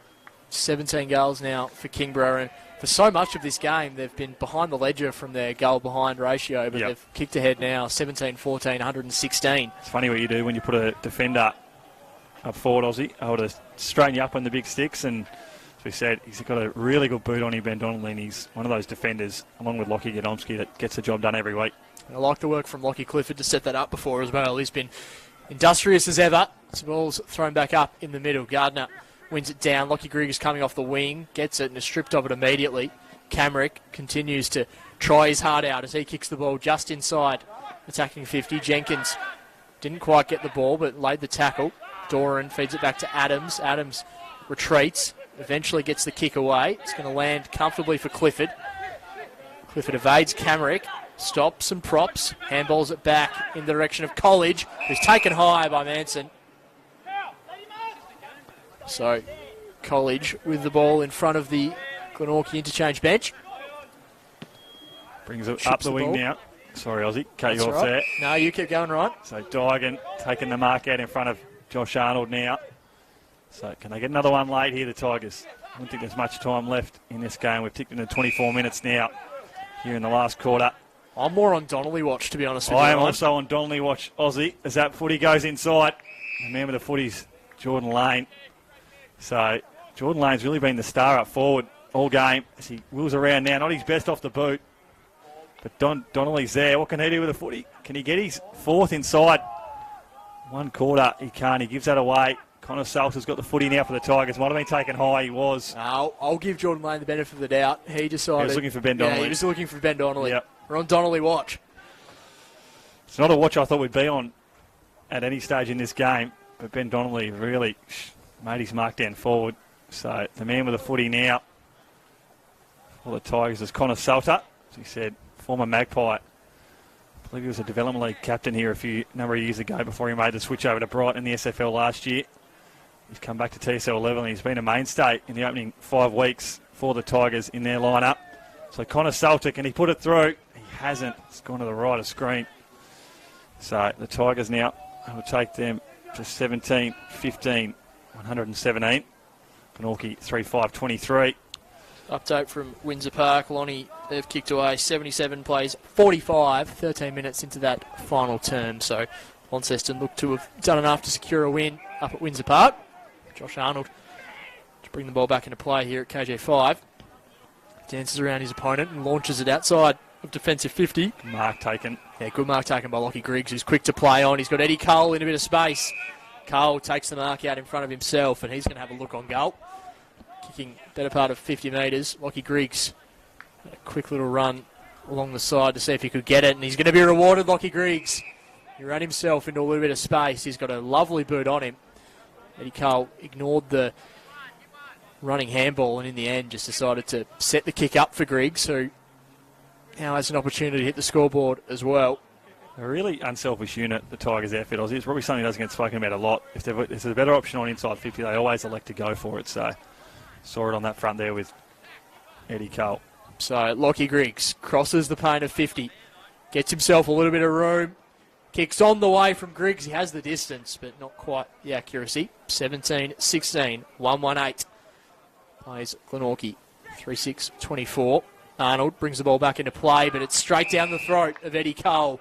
Just missed his teammate in Camrick, and Cole took the mark comfortably on his chest. He's now likely going to back himself in on this occasion. 45-degree angle, kicking about 45 metres out from goal. Eddie Cole, he's been as prolific as ever in the guts of KG5, laying tackles, feeding the football out to his runners. Opportunity to get some reward on the scoreboard for Eddie Cole. It's a high kick, just tugging it away to the right-hand side. So they break even. Goals and behinds, Kingborough Tigers, 17-17, 1-1-9. Arnold bring the ball back into play. Opposite take a bounce and then kick the ball down the line. Zach Adams, really strong mark. Under the pump, he takes a great contested grab to Zach Adams. He'll now look to pump the ball inside 50. Kicks it to a dangerous spot. Where are the flyers? Is it Donnelly? It is. Takes the mark. An opportunity to kick his fourth goal in a quarter. I was on Donnelly watch earlier, Aussie. He had the prime sit there. There was no one around him. Quick to play on is Ben Donnelly on the way. The umpire did a bit of work, but it's through the middle. He kicks his fourth goal, and unlikely. 4-goal hero. Yeah, bag of little tricks here for Ben Donnelly. The boys on the Tigers bench, they're really loving this little cameo appearance by Ben Donnelly in the last quarter, and it'll be interesting to be able to talk to, I might have to get you to talk to Coach Trent Bournemouth during the week, Aussie, and find out what the reason for the switch was, because we know that Ben Donnelly's such a good defender, so he might have lost his spot in the back six and found a new one in the front six, because if you kick 4 and a quarter and you get shifted back down in defence, you have to be pretty stiff. I reckon he's one of the better defenders in the competition, Ben Donnelly, but yeah, maybe becoming that real, I'm throwing it back almost a decade now, but the Adam Hunter swingman sort of operation for the Kingborough Tigers as the ball's back in the middle. Griggs overruns it. Dying stages of this game now, you'd think. Thompson extracts the football, wraps up in the tackle. Reardon quickly kicks it into space. Connor Salter's going to be first to the football. Camrick gets a little bit of room, kicks down the line. Glenorchy just scrapped the ball towards half forward. Manson had the sit, unable to take the grab. College is going to see it over and out for a throw in. We do laugh about Aussie, but obviously with this Donnelly switch into the forward line, it's such a good bow to have up there in their arsenal too, especially late in the year. Obviously teams, if it continues to happen throughout the year, teams will catch on to it. But to have a guy like Donnelly that we know how good a boot he's got on him, if you can bob up and go forward if your three other tools aren't working, it's a good string to have up their bow. It is interesting because I've seen, we've talked about Jack Tompkinson on the bench. He's actually still on the bench. So I think they're just playing the really conservative approach with Tompkinson. He's so important to this team. And his mate, Ben Donnelly, is cashing in as a result inside 50. So we look here, the ball's going to come back for the Magpies. Bring the ball back into play here, Jordan Green. Done a few handy things this afternoon as Green. So he looks to chip the ball inside 50. Plenty of bodies around this ball. Bit of a rolling scrum. Carter a long way from home. Extracts the football. He goes out wide to Adams. Adams kicks the ball down the line. The mark's almost taken by Donnelly. Swoops up on the football the second time as he kicks the ball inside 50. Donnelly losing his footing at the crucial time is Brown. Nice pressure there from the Tiger forwards. Luke Graham involved. But Glenorchy showing some good composure. Blake Waite just spilt what he really should have had control of.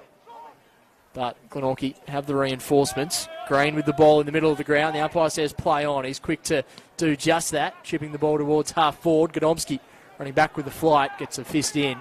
Lockie Griggs emerges with the football and goes out wide to Ed Golding.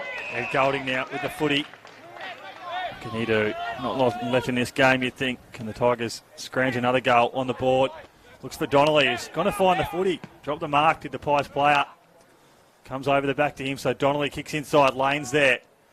So's Dygan. Can the vice-captain put one through? I think he can. It's going to bounce through.